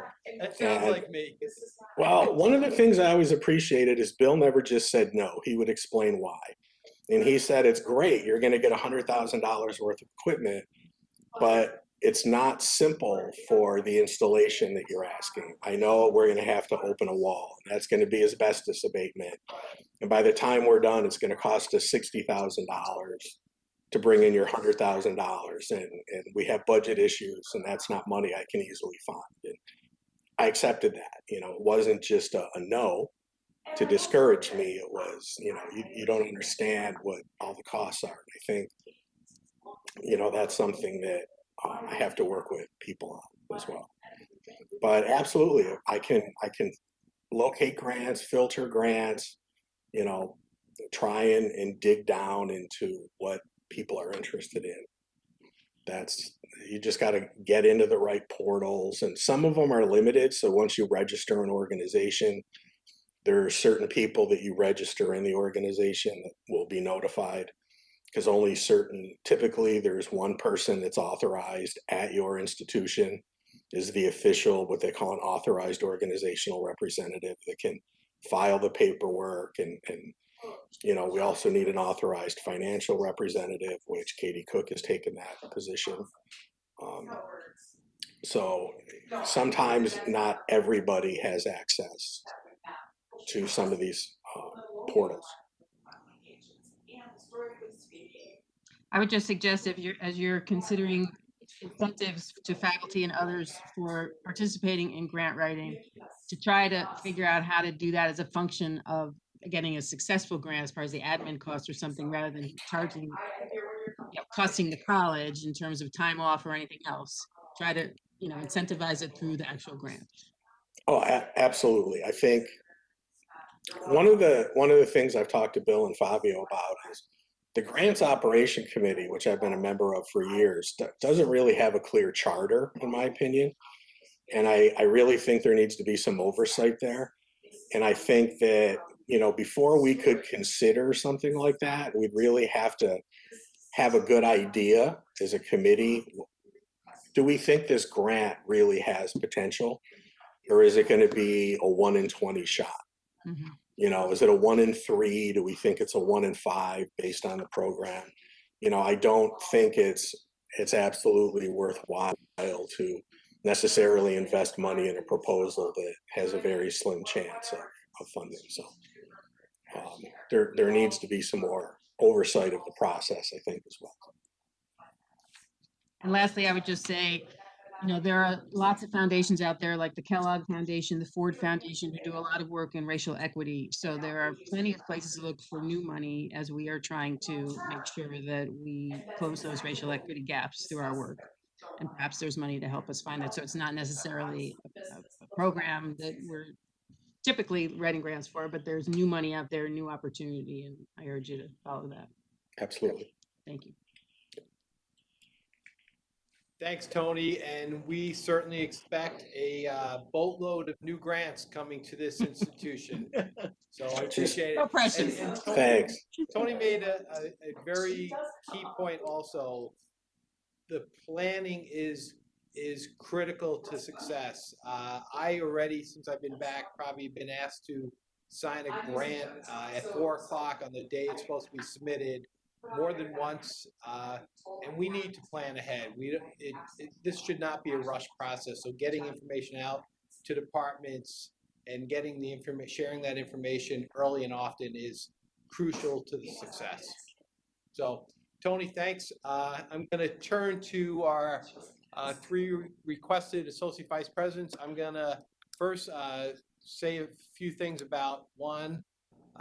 He has been in education for 22 years. I did not know Juan. I've got to get to know him since I returned. He sent me some parts of his bio and some things I didn't know, but I will make a few comments. He actually served 6 years in middle and high school as a teacher. He, from there, moved to higher education, and he indicated that he purposely followed certain roles, which is important to me. He moved through the system. So he went to become a tutor, an admissions tester, faculty, academic advisor, acting and interim dean of students, associate dean of instruction, dean of instruction and academic dean, and right now his current role is dean of business and public service. He's been recognized numerous times for his work in retention and graduation initiatives and outcomes. He's also a part-time faculty member with Buff State's college writing program, and he's very active in the community. He's a member of Cardinal Hare's Booster Club and volunteers 12 to 15 hours a week at that school. He also tells me that he composes and performs instrumental vocal music and directs choirs and instrumental groups. So I will ask Juan, I welcome him, and I ask him to say a few words to the trustees and respond to any questions they may have. Hello, everyone. Can you hear me? Yes. Okay. All right. Sorry, I got a new set of earbuds and I'm not sure that they're working. They've been cutting in and out. So I guess I want to say thanks for the nomination, the potential for this position. I felt I've always had a strong tie to colleges that have offered two-year programs and the values that they offer the community very quickly, almost immediately, because it doesn't take students very long to get their education and then get out in the community and then be a productive member of the workforce.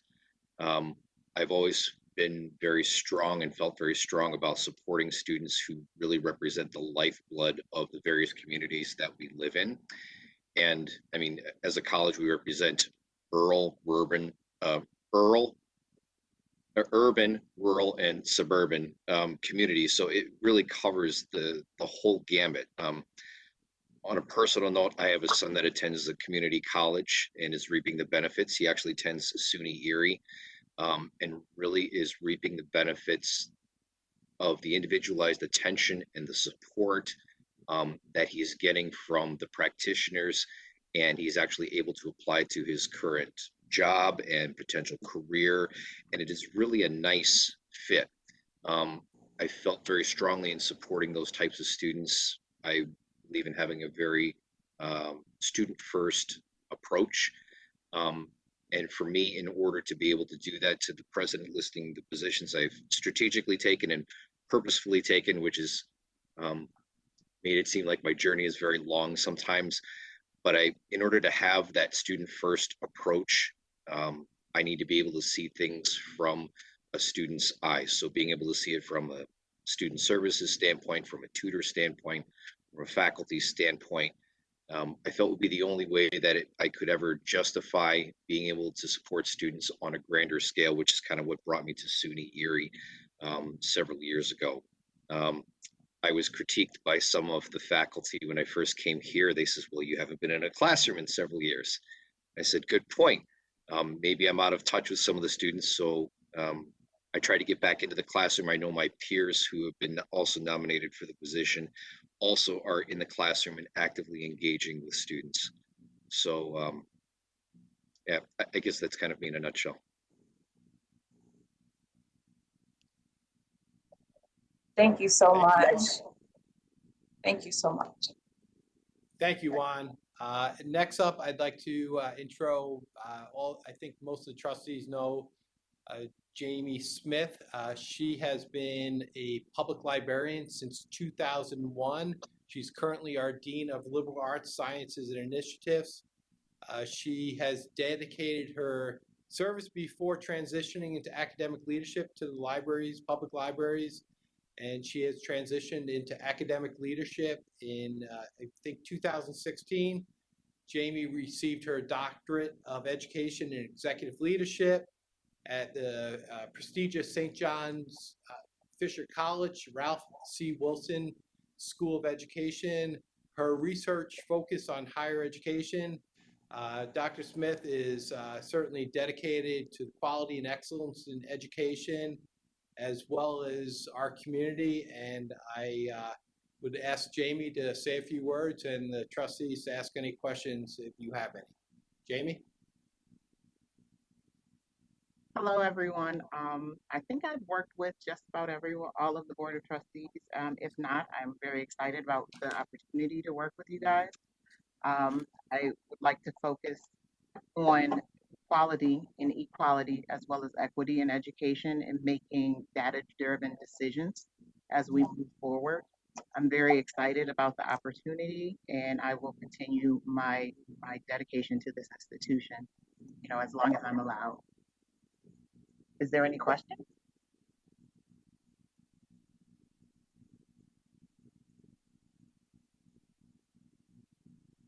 No, I think I nailed it. Yeah. You did. Thanks, Jamie. And I look forward to continuing to work together.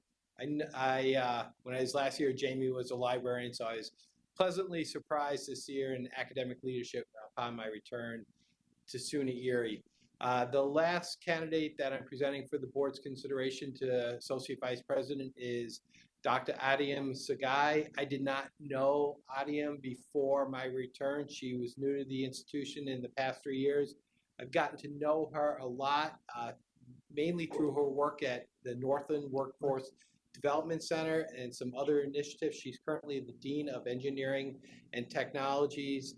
I have to say, Adiam's kicking butt at Northland. She has, among a lot of people, but she is the face of ECC in rescuing that initiative and bringing it full circle with goals for much, much more. As far as her background, she has a PhD in social foundations, specializing in comparative and global studies in education, master's in general education, focus on public education, and they are both from University of Buffalo. She, as I said, is currently the Dean of Engineering Technologies, and she is, like Tony, an alumnus of SUNY Erie. She also, as I believe Juan mentioned, she currently also teaches as an adjunct professor at the Graduate School in the State University of New York at Buffalo. She's been working in both public and private education for over 20 years and focusing on academic and student affairs. And she is a scholar, and her research spans issues across higher education, focusing on leadership, teaching and learning, urban education, and student success. She's lectured and presented at numerous conferences and known for her expertise in the field of student success, faculty and training and development.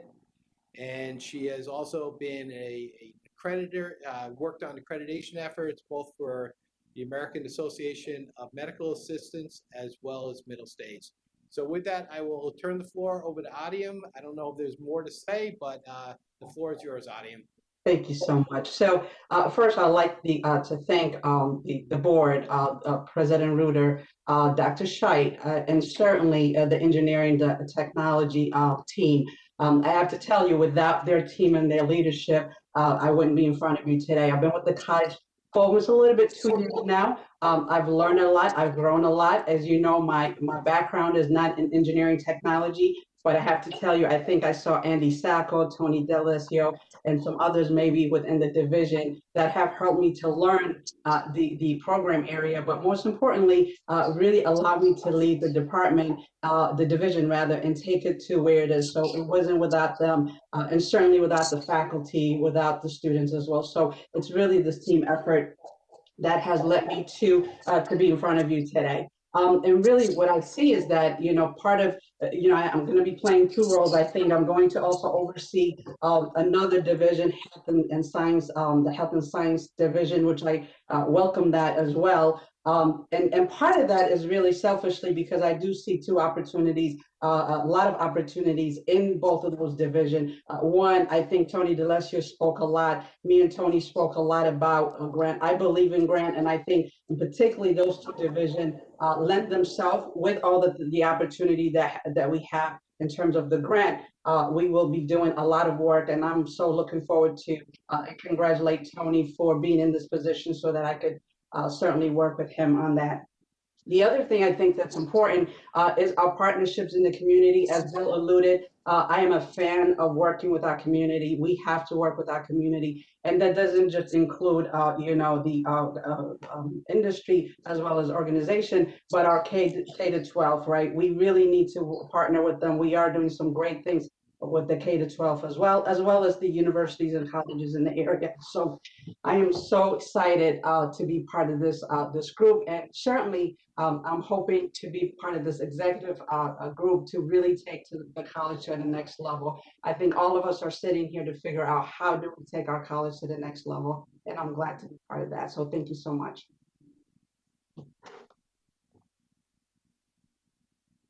So I just want to say to for everyone, you have identified the rock stars. And we know that the rock stars have been amongst us all of the time. We do not have to look outside our college walls to do so.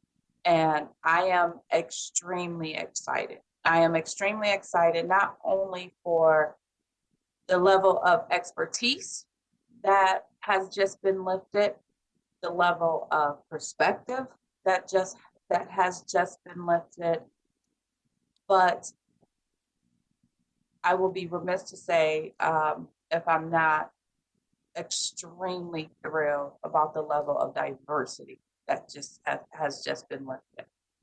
Representation matters. Representation matters to students who we serve.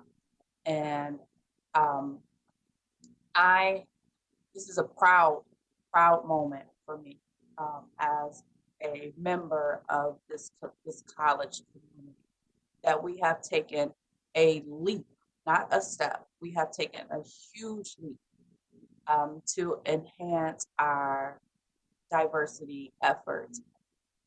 I mentioned diversity last because I do not want it to go unnoticed that these are highly qualified individuals, highly qualified.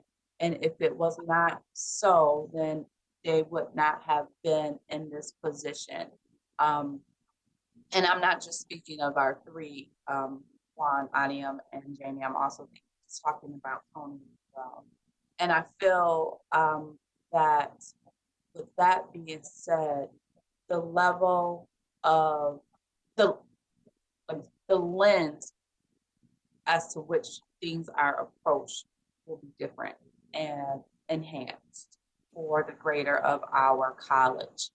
And I would hope that all of you take this opportunity and run and reach for skies that you have not yet to even thought to see. Reach for extreme changes. Do not shy away from the pushback, the negative naysayers, and everything else that comes when you are elevated into a position in role. I am just in awe at the thought of what will come after this. So that out. Denise, I'm just very excited to see SUNY Erie graduates here in front of us in several cases. So congratulations to all. Absolutely. It's just outstanding appointments. Just congratulations. It's a great day for the college. We're moving forward in a very positive, inclusive way, and it's just a great day for the college. And congratulations to the nominees. While we are on this topic, Trustee Hobler has to leave at noon. So if it would be okay for us to go into executive session, and even if we have to do 2 executive sessions, one later, that will be fine. But just to discuss these 4 agenda items while Trustee Hobler is still on the call. I know this is very unorthodox for us. But if the board is okay with that, we could leave out, come back in, and continue with the rest of our agenda. Okay, so moved. Okay, thank you. And may I have a second? Second, thank you. Second. Okay, all in favor? Aye. Aye. Any opposed? Okay, so we are headed into executive session. Please all stand by.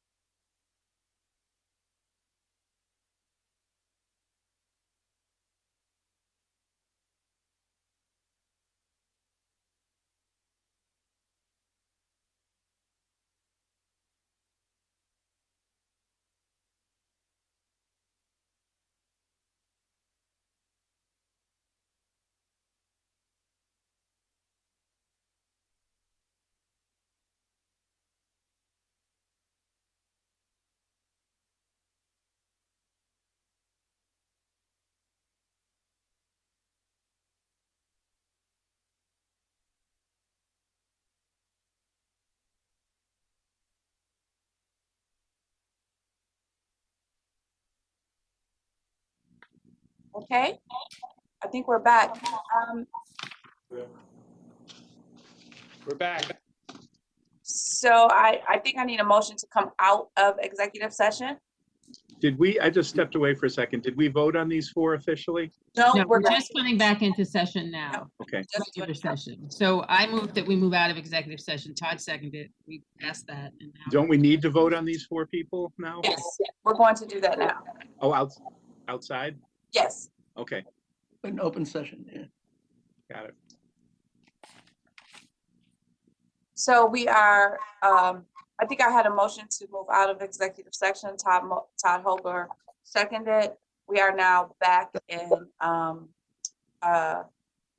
regular session. And Trustee Masiello, can you just read the notes come out? Sure. So the board met in executive session to discuss some personnel matters. There were no official actions taken. And now we return to deal with section 3 for the board's approval, the items that were received outside the committee of the whole meeting. The first of which is the independent contractor amendment for Marshall Vermel. May I have a motion to approve the independent contractor amendment for Marsha Vermel? So moved. Second. All in favor? Aye. Aye. Aye. Any opposed? Awesome. May I have a motion to approve the talent management agenda, January 28th, 2021? So moved. Stone. Second. Thank you. All in favor? Aye. Aye. Aye. Thank you. May I have a motion to approve the Associate Vice Presidents for Academic Affairs resolution? So moved. Second. All in favor?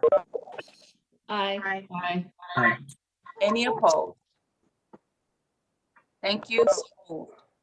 Lastly, may I have a motion to approve the Director of Institutional Grants resolution? Motion. Second. Second. All in favor? Aye. Aye. So moved. Thank you, everyone. Congratulations again to everyone. We are in the business right now. Okay, I just want for the records, Trustee Hobart has to leave at 12 o'clock. So thank you, Trustee Hobart, for your input and participation. And Trustee Poling has to leave at 12:30. And thank you for your input and participation. Next on the agenda is just for board information, the facilities rentals and waivers, the budget to actual financial dashboard, and the New York State 2021 SUNY executive budget summary. I believe well, I don't know, Bill, is the Buffalo Swim Racers, is that on this facilities waiver? No, it is not, Madam Chairwoman. They did not start until January, so that will be appearing on the January board agenda. Okay, so I'll hold my excitement until January. Okay,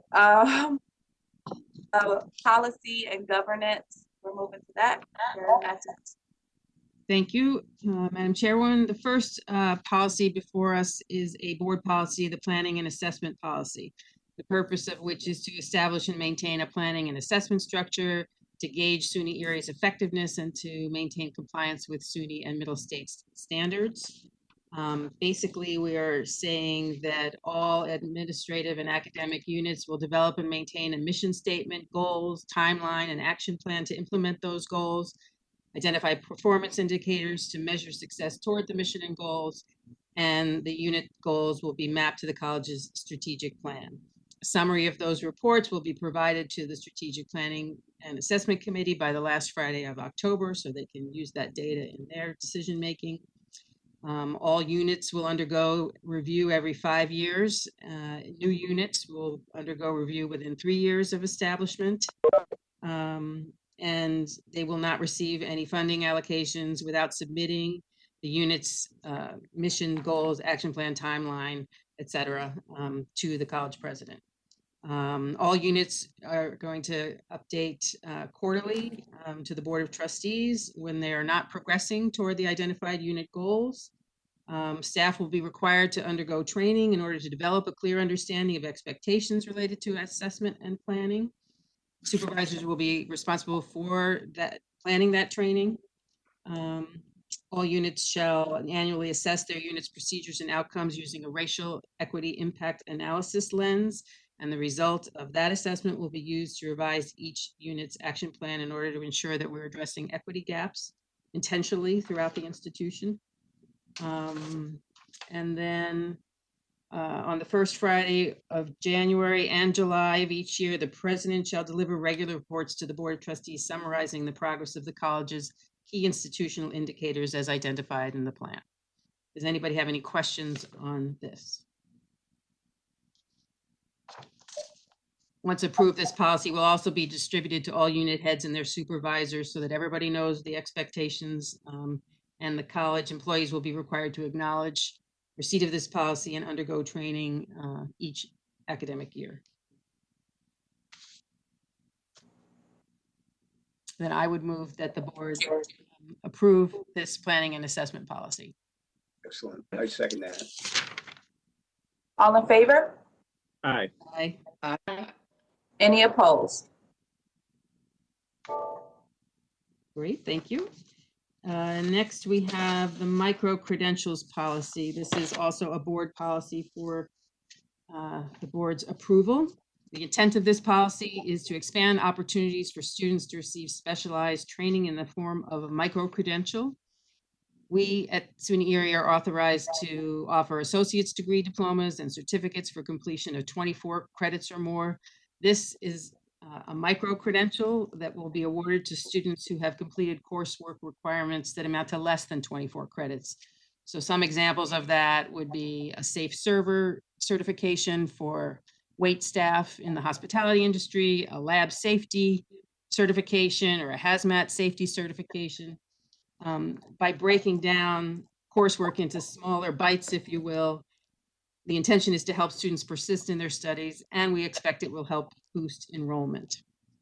We are going to recognize two types of micro-credentials covered by this policy: curricular micro-credentials that involve one or more credit-bearing courses and can be recorded on an academic transcript. And competency badges is the other category that can consist of non-credit coursework, and those badges document the attainment of a discrete accessible skill.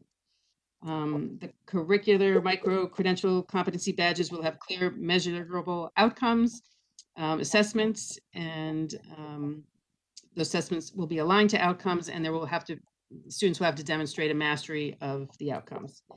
So by building on the success of a micro-credential, our hope is that students will be willing to go deeper by continuing their studies at SUNY Erie. Those credentials, as I say, will have measurable outcomes. And if we approve this policy, it will be included in the college catalog, and we encourage this new offering to be marketed to those potential students that we have. Does anybody have any questions?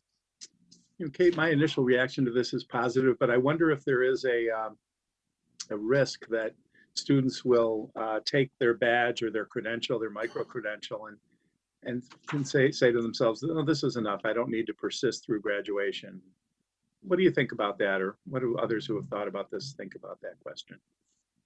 I mean, some of so the badge cannot be included on your course transcript, but you can put it on LinkedIn, for instance.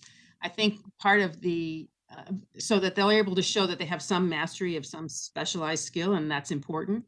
I think, like anything, the deeper you go, the more you realize you need to learn. And our hope is that, in fact, it will encourage students to pursue even further rather than just say, okay, I got this. But in the meantime, at least they do have, a new credential that, differentiates them from somebody else who's applying for a job, for instance.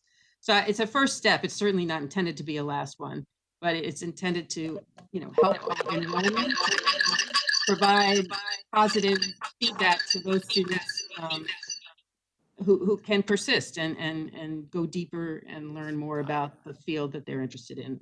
Perhaps some of the academics could speak to this better than I.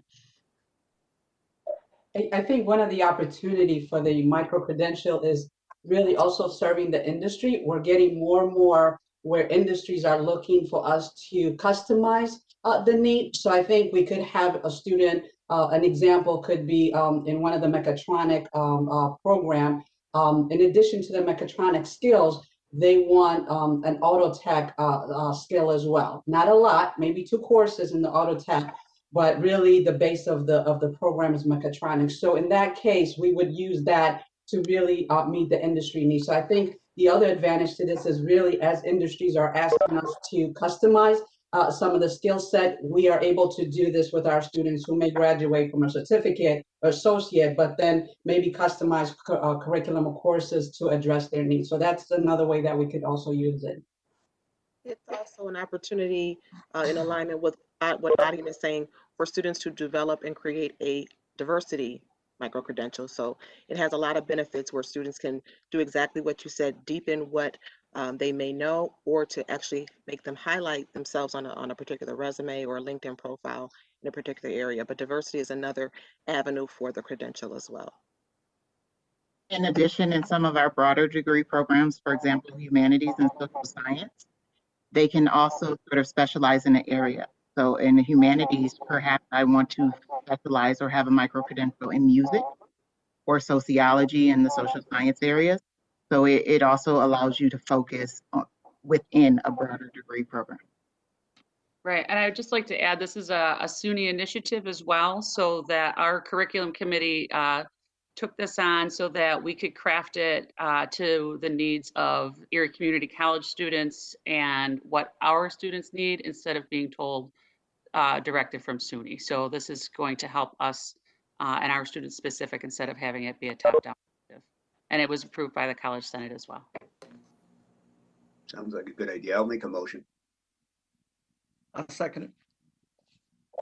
All in favor? Aye. Aye. Any opposed? Thank you. Policy moved. Thank you, Kate. We have some items for board information. Just 1 second. Yes, so the social media policy is a management policy, and the minutes are there also for the board's information. If anybody has questions on that, I'd be happy to entertain them. Is there any questions? Just so I understand, the social media policy, why is that already in existence and we don't have to approve that, Kate? Why Well, is that broken out different from the other policies? because it's a managerial policy. Basically, the intent of this is to provide employees with guidelines for posting on social media. Nothing in this policy should be interpreted to limit an employee's right for free expression, but rather our intention is to remind employees that they represent the college and their activities reflect the college. And to that end, this policy requires employees to comply with the media relations policy, which is on the books, and it requires employees to disclose their affiliation with SUNY Erie if they're posting about work-related matters. It says that employees must recognize that the views they express reflect on the college. And unless they've been authorized to speak on behalf of the college, they need to put a disclaimer in their postings.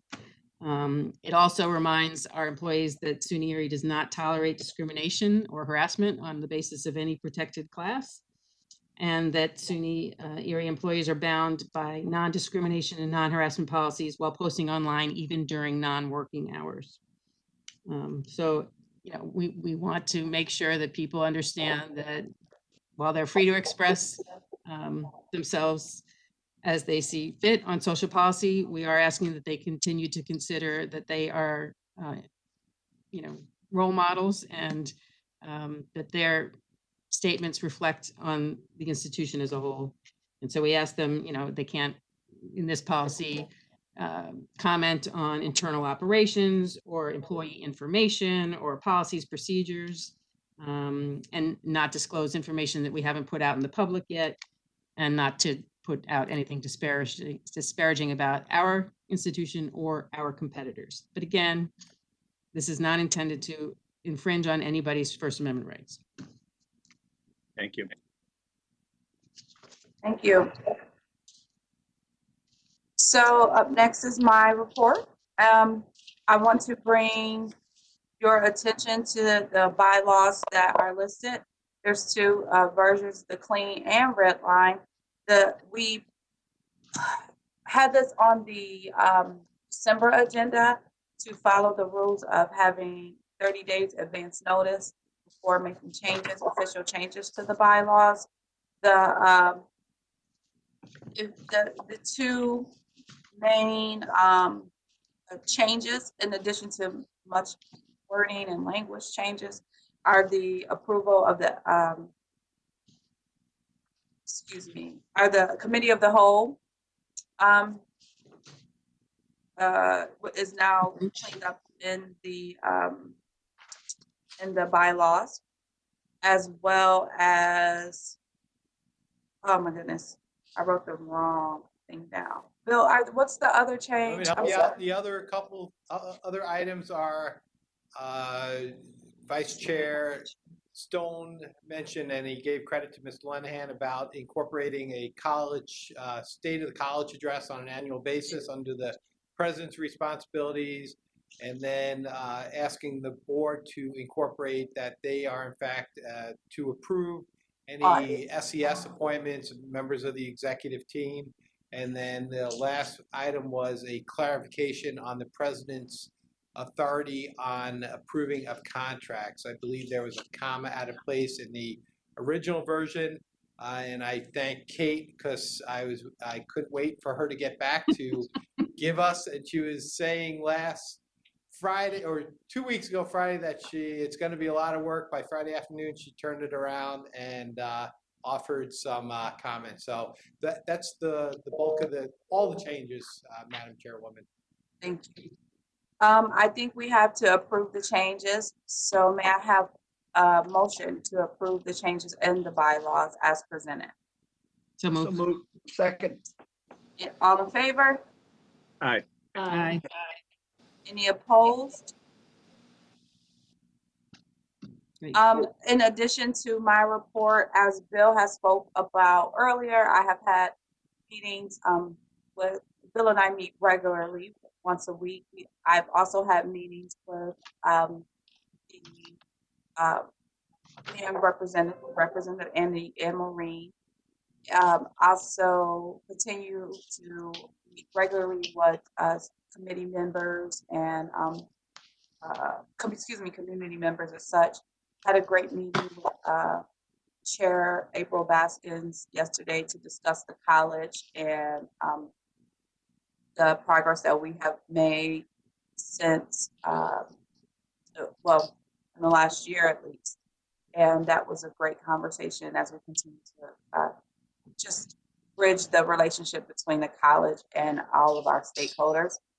The other thing I would like to update you with is Paula Sandy has been working with us very closely regarding the search of the presidential search, and she has posted and updated the website link or the web page on our website where you can find information and updates on the presidential search. Tomorrow we have the first orientation of the search committee led by our search firm, AGB, where I believe I discussed that the search firm had been, I'm sorry, I may be using this with another meeting. Yes, I am.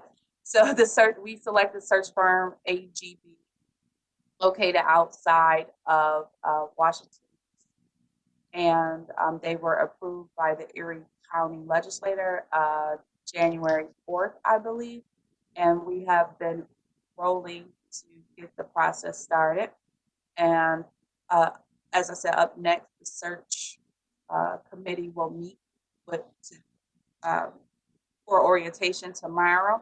There also will be a series of listening sessions that all of you will be invited to participate on. And when I say all of you, everyone present here, all faculty, all students, all community members, everyone will be able to have input. If you are unable to attend this listening session, there will be a survey monkey that will be out and available to an extended period of time where you can give your input and have your voices heard for the search process. I'm trying to think if I'm forgetting anything regarding the search. Len, as my co-chair, do you? No, I think we've got it pretty well covered. I did have a session with Paula and Fred Moore and Kim Bobby about how she wants to handle the website information flow. I thought, I thought that went pretty well. And I think we're pretty well set for tomorrow. I know we've had add a couple members to the search committee and so forth, but I just want to say that I'm very impressed with AGB. This is a top flight organization, and both Fred and Kim is about as accommodating as you can be, and they're the best that they got to offer, and I think we're going to have a really good experience with them. Absolutely. Thank you, Len. Are there any questions regarding the search process? Okay. That's my report. So next we'll go to the student trustee report. Travis.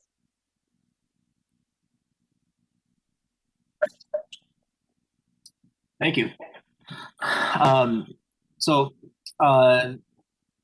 First I want to thank Colleen. Last month we had discussed a little bit about the mental health services and initiatives that we had for SUNY Erie. So since then, I was able to reach out to some of the people that you had mentioned, and was able to discuss a little bit more some of the initiatives that we're going here with Framware at South Campus and some of the UB interns about what the circles that they have been holding. So thank you again for that. I know the SGA with all the different campus presidents and new members that we have this semester, because we had lost a few. I'm excited to put in some meaningful work this semester with some of the mental health initiatives that we can help engage students and feel a little bit more connected to the school and to each other.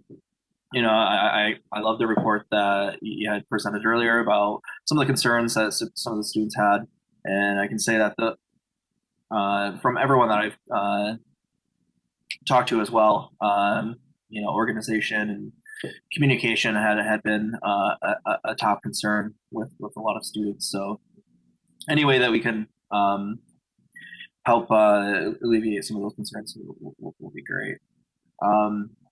As far as other things for the board consideration, I don't really have anything new since the last month's meeting.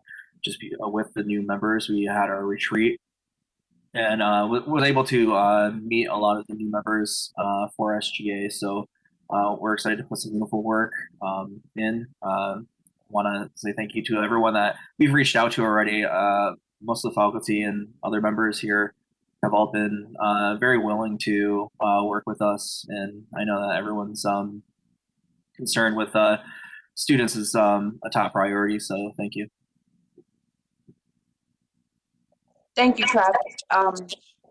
I also am going to pick your brain and your members' brain regarding increasing student engagement for the presidential search listening session.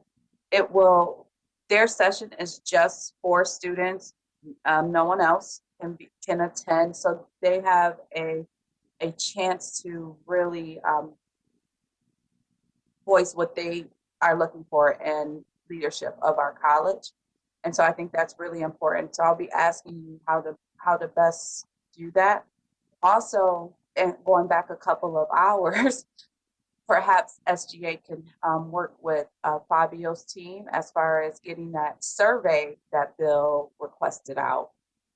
and making sure we have a lot or a good number of respondents there as well. So I'll reach out to you separately about those two. All right, thank you.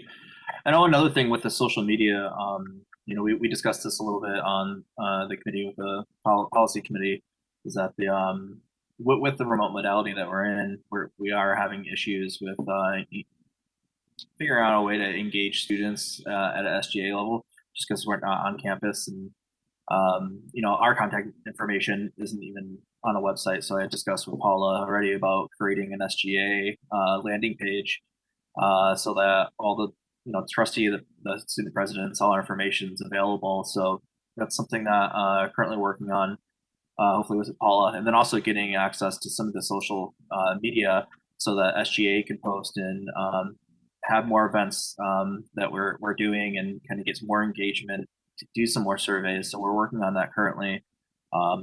Been working on that for you know, since the last semester. So hopefully soon some of those action items can move forward and we can get more engagement with our students from home. Thank you so much.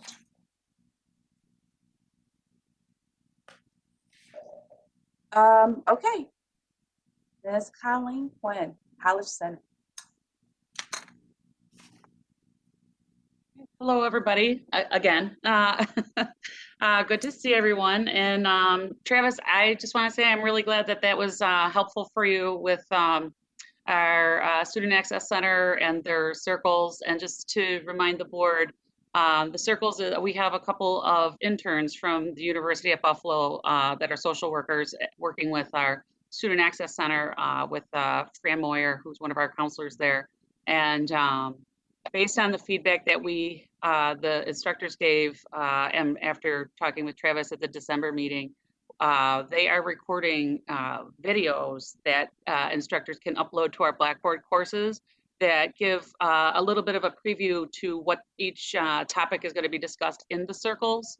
And it's weekly, it's on Wednesdays, and it's they're calling them circles because if we call it a group or any other type of name, it seems like it's not as it seems too inclusive, and we want anyone to just pop in, and it's more of a let's get in, let's talk about whatever happens to be, you know, what the students need. And so they have a little bit of a focus for each week with these little videos, and then one of our instructors, Carl Stokes, who's also going to be assisting me with the sandboxes for improving Blackboard remote learning, is also helping run some of these. So it's a really great opportunity for our students, and we've been sharing that out as well as one of the different things that we can do through our Blackboard courses to help our students. So Senate did not meet in January, but that doesn't mean that we were not busy. I had you know, participated with the policy committee and with the COVID-19 task force, as well as our student placement task force as we're gearing up for the spring 2021 semester. So just with our COVID-19, I think I saw Amy and Mark Cholik on here. They've just been immensely helpful with everything they're doing. And they are, now that, I'm sure, I don't know if I'm stealing your thunder, Bill, but with the new SUNY testing that we have to do. I don't know, right? Oh, I'll let you say the numbers. You can say the numbers about how we have to do 100% testing. But one of the things that Amy and Mark have done is they've reached out to faculty and staff looking for volunteers. So we, because we have to do more aggressive testing for our students, we need volunteers for our pool testing sites at South City and North Campus, and City Campus especially. They're pretty bare bones down there with that. So I've reached out to faculty. They'll be getting another reminder from me. We're trying to fill up those spots. I know I was able to find a spot on Mondays at South Campus from 1 to 4 to volunteer at the pool testing that fits in between my teaching schedule and the 4 boys and all that stuff. And you know, I'm really excited. I'm going to use this platform to kind of do a push for it, because I'm going to be able to go to campus.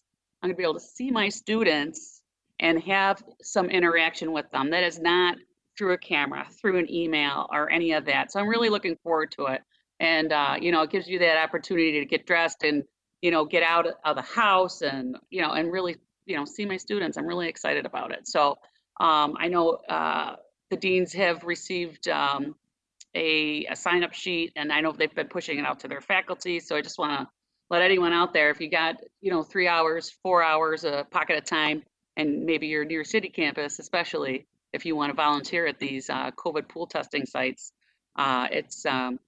if we really need it, but it's also going to be very rewarding for us. So I'm looking forward to that myself. But we also, so we're working with our EAL staff to make sure that we are better servicing our English as another language students, to make sure that they are getting placed appropriately in their courses. And we're also working with our English and our math departments as far as placement for our students moving forward. We had to change a little bit of what we do as far as placement and placement testing goes for our students, now that we can't have people on campus taking these tests. And so we're getting the data for that and using that to help inform our decisions moving forward once we get past the pandemic. So those reports will be coming up at our Senate meeting for February. And as well as something that's very exciting. I know we had the micro-credential policy came up through our curriculum, college-wide curriculum committee, our CWCC, and that is actually currently functioning separate from the College Senate. So SUNY-wide, the governance structures SUNY-wide are house the curriculum committees. Right now, our curriculum committee is like hanging out over here, and there's a few other committees that also have deal with academics and curriculum. So we're finally right-setting ourselves and proposing to change our bylaws to move these academic committees underneath the purview of the Senate. And I'm going to make sure I check my notes so I can quote Dr. Scheidt correctly. But curriculum is the purview of the faculty, is something that I know he's continuously said. So this is an exciting move that we've been working on. And by we, I mean Michael Delaney, but he's retired now, who is, pretty much the founder of the College Senate at ECC. So we're moving the curriculum functions underneath the College Senate. So that's some very exciting work that we're going to be looking forward to accomplishing this spring semester.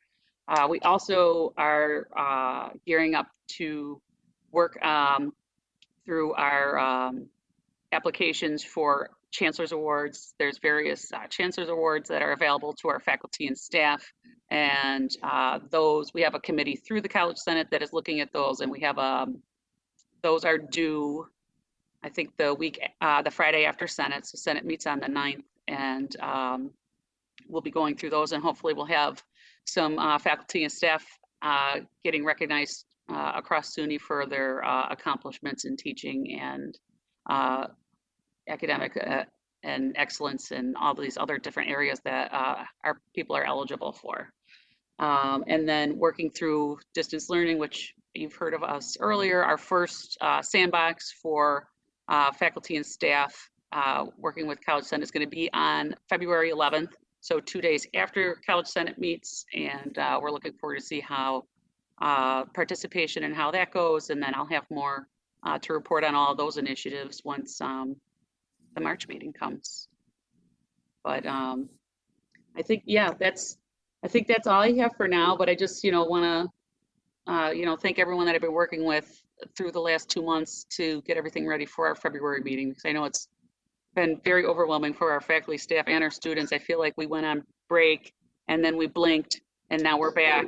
And, and it's finally through almost the third week of the semester, and things start to get like a little bit easier. So I'm looking forward to that. Thank you. Thanks, Thank Colleen. you so much, Colleen. Thank you for your report. Regarding the volunteer, if you can send me information, I'll try to see if I can do something. That would be wonderful, because I know they're definitely struggling to get some people. We have some retirees, and we have one of our academic deans, Joanne Kalmerauer, has been manning the desk a lot at South Campus. And we have lots of people here and there, but we could definitely use more on that front. Okay. And perhaps this is something, a call we can put out to our students through our social media. I don't know, Mark, you're going to have Mark Pacholik's on there. I'm not sure if students can volunteer, but I know Mark knows that answer. Okay, thank you. Thanks, Colleen. Jeff here. And for Bill, just picking up on Colleen's mention of testing and what's happening on that front. The orange and red designations have been lifted as of yesterday, and my understanding is that our testing regimen is imposed by SUNY and is less to perhaps not at all driven by the orange and yellow designation and so forth, unlike secondary schools who have been relieved of a great testing burden by the lifting of those color designations as of yesterday. Am I correct in that, and that we're just totally within a SUNY bubble in terms of reacting to testing You are mandates? absolutely 100% correct. SUNY is driving our testing protocol, our reopening plans, our delivery of academic instruction. We have to do 100% weekly test of every faculty, staff, and student that touches the campus for more than 30 minutes in any given day during the week. And so we estimated about close to 1,900 students and staff and faculty that are on the campus at any point in time. And SUNY will be monitoring that we do 100% tests of those 1,900 each and every week. With the new announcement, Jeff, it may change, but this was as of yesterday. It was twice bi-weekly, then just last week it changed to weekly, and they have made it very clear to us they will be basically counting and checking that we're sending 100% samples for pooled test results. Our numbers have been outstanding. We're right now at 0.27% from the pools that we started, I believe January 13th was our first day of testing. That was before classes even started. So our numbers last semester, we finished at 0.4%. So the numbers are good, knock wood. But yes, SUNY is directing policy on this area for us. So the yellow and red and orange listings really don't have much of an effect on what we do on a daily basis, right? It could by the time I get back to my desk, but right now it is not. Okay. The chancellor is very in tune with the governor.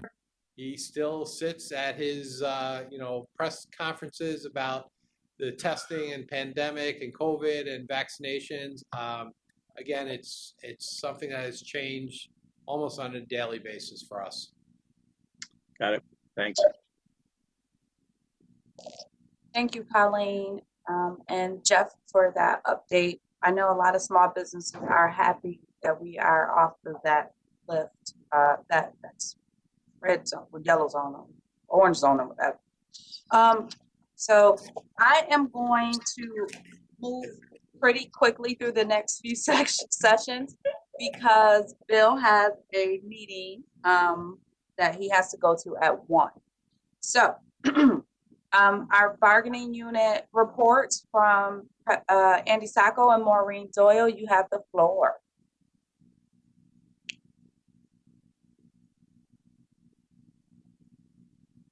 You guys are on. Would you like me to go first, Andy, or would you like to go first? I can't see him. Can you hear me? Yep. Do you want me to go first, Andy, or would you like to? You can go first. Go ahead. Okay. Good morning, everyone, or well, close to good afternoon. I was looking through some different issues. I would, just for the board to be aware of or that. And I actually would like to read a copy of an email I received from a union member that was laid off in September. The tagline on it is laid off 9/28/20. She said, "I'm writing today to ask if anyone else has experienced what I have. Since being laid off, I have yet to receive any money from the unemployment office. I was told that since I received the month of pay from the union, that was considered severance pay. And when ECC sent information in that, they requested there would be a delay in receiving funding. I called every day since October and was finally told the week of December 6th, there was nothing sent over from ECC. I have limited resources at this point, and to this day, I am still waiting for my first payment. I wrote the review board yesterday and have attached the letter. I have talked to Tracy about my situation. Respectfully, and the union member's name. She also a day later sent me an email that said to me, Maureen, is there a fund available where I can take a loan from the union to supplement my income? Things are strained in my household. I know that a faculty member tried to help her. She had worked for a faculty member. And I also know that a dean actually was aware of this and tried to help her with her situation. I just think this needs to be brought to the board's attention because as the union president of the AAECC, I get numerous emails like that, and I receive numerous emails from issues regarding this and a lot of other things that, quite frankly, they don't fall into the realm of my position as AAECC president. But I still deal with these issues for my members. These are the type of emails that keep me up at night. There are problems here, but I have no control over them because this is not in the realm of my responsibility of my job duties as an AAECC president. Last September and October, I sat through 17 probationary layoffs.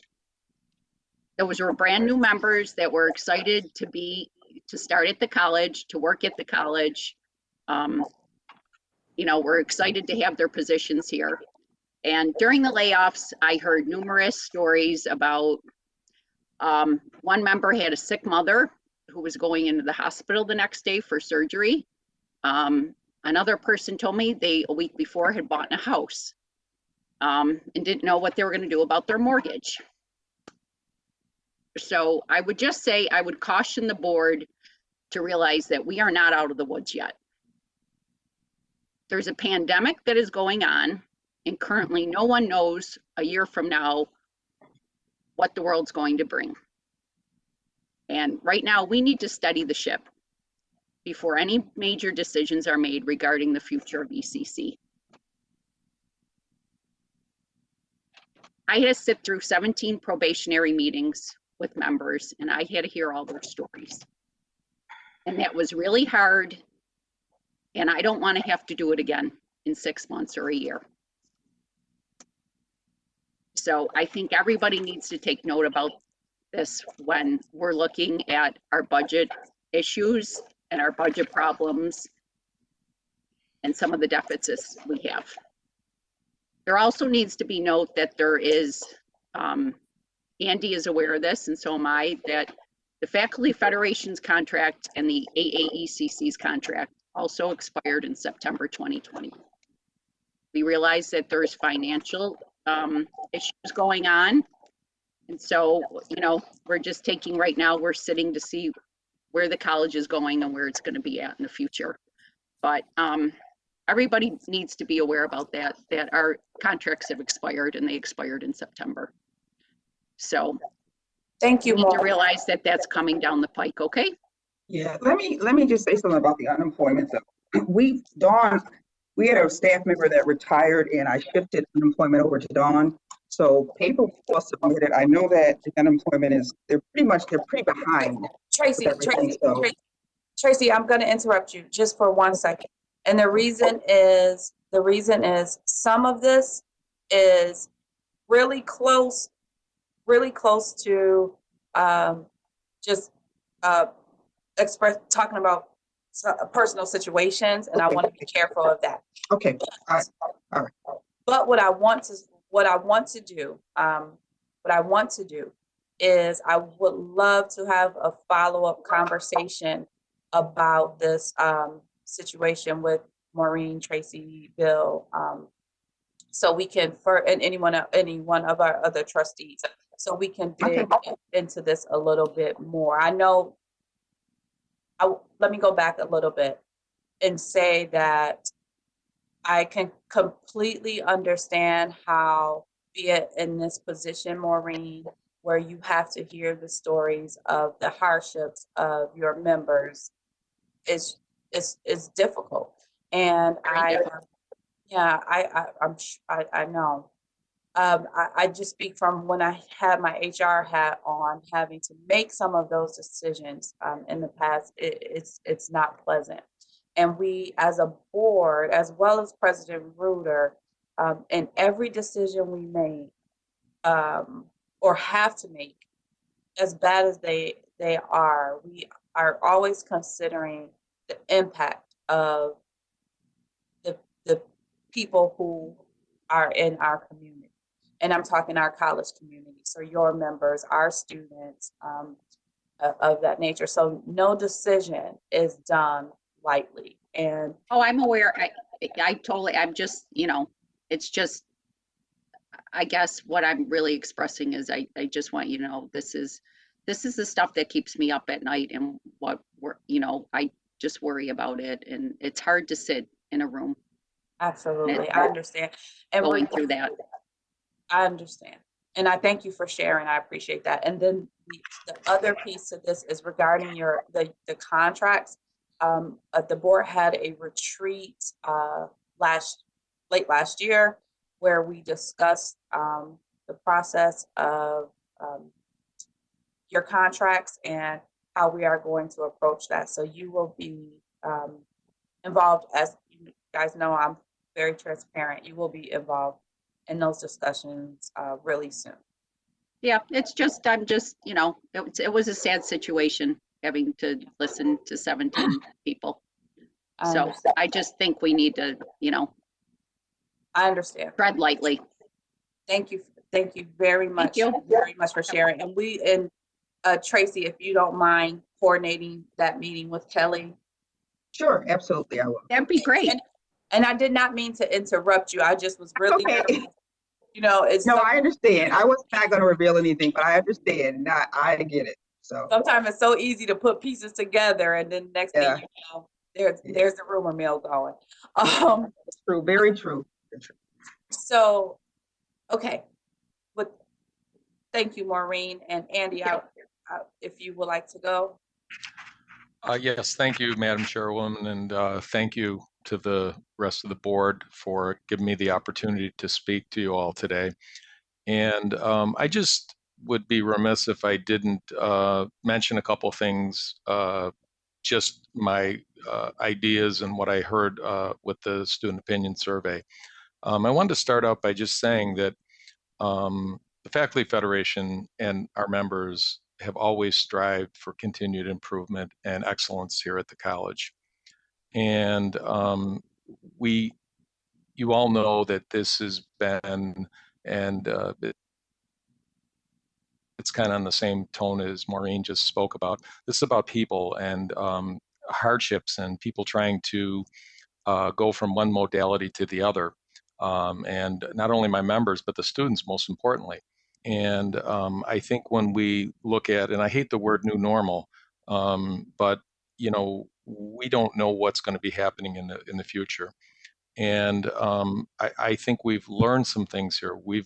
And it was brought to light today. I think that the pandemic has brought our student service and our faculty together and collaborating. Our counseling staff, our members who work as program, actually instructional designers, I should say, have worked with us as well.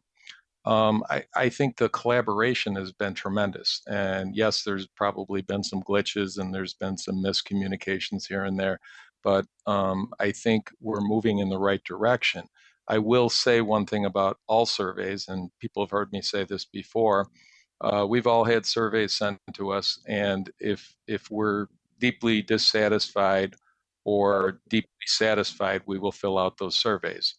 And I think that, if you look at the concept, students come here to Erie Community College for that collegiality, that being one of a class and working together and trying to engage with our faculty, engage with our counseling staff, engage with people. And I think that we can't lose sight of that. That's what's missing here. And I think that's where our biggest successes are. And I just want to just caution everybody that sometimes a survey doesn't always true picture of what we're doing, and the amount of work that my members did in a very short period of time, I just got to say, is unbelievable. And the amount of work that some of us, including myself, are doing when we're working in a classroom and doing online activities is probably 2 to 3 times more work than what we would normally do in the classroom. But I just wanted to go back to one item. I think we have to say is, this has just been a unusual set of circumstances, and I think we'll all survive. We'll all get past this, and our students will be better for this because we've learned a lot about ourselves and about our students and how to teach better. So I just wanted to bring that to your attention, and I also wanted to thank you for getting some of the commercials on TV and doing some things to promote, because as we all know, enrollment solves all problems. So thank you for the opportunity to speak today. Thank you, Andy. And again, I do thank the faculty. I hope that what I said earlier was not taken the wrong way. I know there was a lot of work put into transitioning to online. And there are some that may still need help. So I don't want that to be lost. I believe that we can do, we can combine our forces to really help those faculty members be the best that they can be, or that they, like I said, that they want to be in their roles. So thank you, Andy. You're welcome. Okay, report of the interim president. Madam Chair, if I could, I'm just going to speak about enrollment, and then I'm going to forego all my updates. I will send something as a document to the trustees, and then it could be included as informational on the next agenda. Just in the interest of time, as the chairwoman mentioned, I have a 1 o'clock standing meeting with the county executive, and so I'm caught between the county executive and the board. I'd rather forego my report and go back into executive session to try to finish up those items. As far as enrollment, 18.6% FTE, down year to year, 14.1% for headcount. We're seeing trends in all divisions being down. The best of the worst is in our engineering and technologies and health sciences. Those are our smallest divisions, but unfortunately, they're also our most costly divisions. The only positive that we can see right now is our first timers are up 3.7% year to year, as well as our high school students are actually up 24%. These numbers will change a little as we get advanced studies students into the pipeline, and as we get into our third week where census is taken.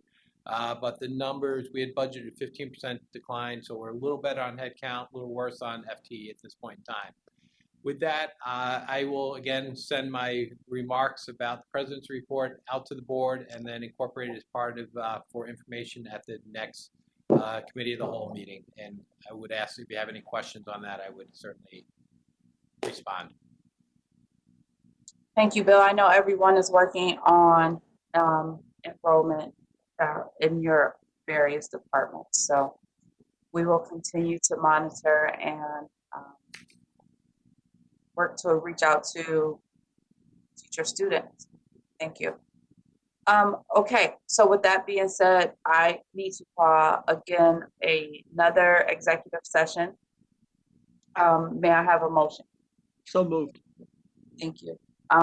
Is there a second? Sorry. All in favor? Any opposed? Aye. I'm sorry, I went fast, but there's none opposed. Okay. So with that being said, thank you for joining us. If we see you back here, I'll say goodbye formally, but for now, we are headed into executive session.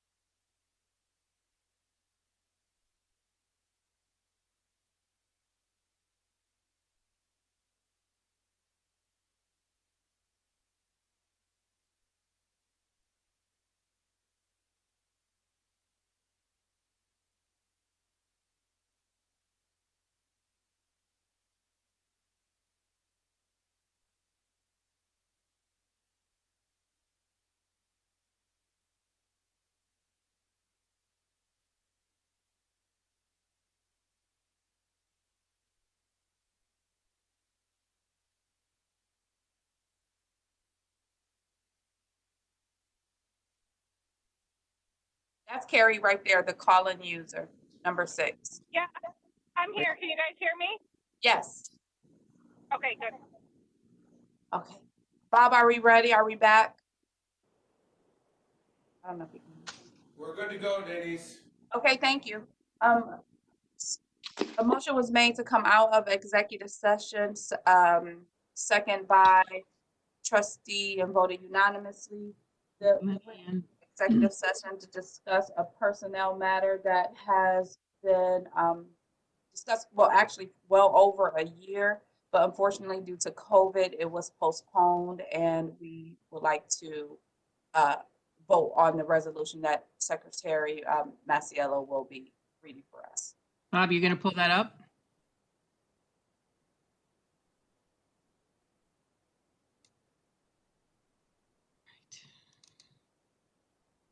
I have the resolution. The SUNY Erie Community College Board of Trustees resolution regarding Vice President of Human Resources, Equity, Inclusion, and the Employee Relations Manager dated January 28th, 2021. Whereas the Vice President of Human Resources, Equity, and Inclusion, and the Employee Relations Manager current salaries are not commensurate with the current duties and responsibilities of the positions. And whereas SUNY Erie Community College has funds available to fund these salary adjustments, now therefore be it resolved, effective retroactive to March 1st, 2020, the salary of the Vice President of Human Resources, Equity, and Inclusion and Employee Relations Manager will be upgraded from $99,915 to $110,000 and from $81,600 to $86,600 respectively. And resolved, the interim president hereby directs his staff to take the appropriate steps to implement the salary adjustment for the Vice President of Human Resources, Equity, Inclusion, and the Employee Relations Manager. Thank you, Secretary Masiello. I would like to make a motion to approve this resolution. I'll second it. All in favor? Aye. Aye. Make sure you get 6 votes on there. Yeah, I think we should call the roll on this because we have some absent board members. So Trustee Hobler is not with us and unable to vote. Lynn Lenahan? Yes. I vote yes. Carrie Phillips? Approve. Jeff Stone? Yes. Susan Swartz? Yes. Denise Wilson? Yes. And Travis Poling also is absent. So we have 6 votes in favor of this resolution. Thank you. With that being said, and just for the record, President Ruler had to leave for another additional meeting, but I would like to make now a motion to end the meeting today. Our next meeting is scheduled for February 25th at 9 a.m. May I have a motion to adjourn? So moved. So moved. Second. All in favor? Aye. Aye. Any opposed? I'll give you back your afternoon. Have a great day.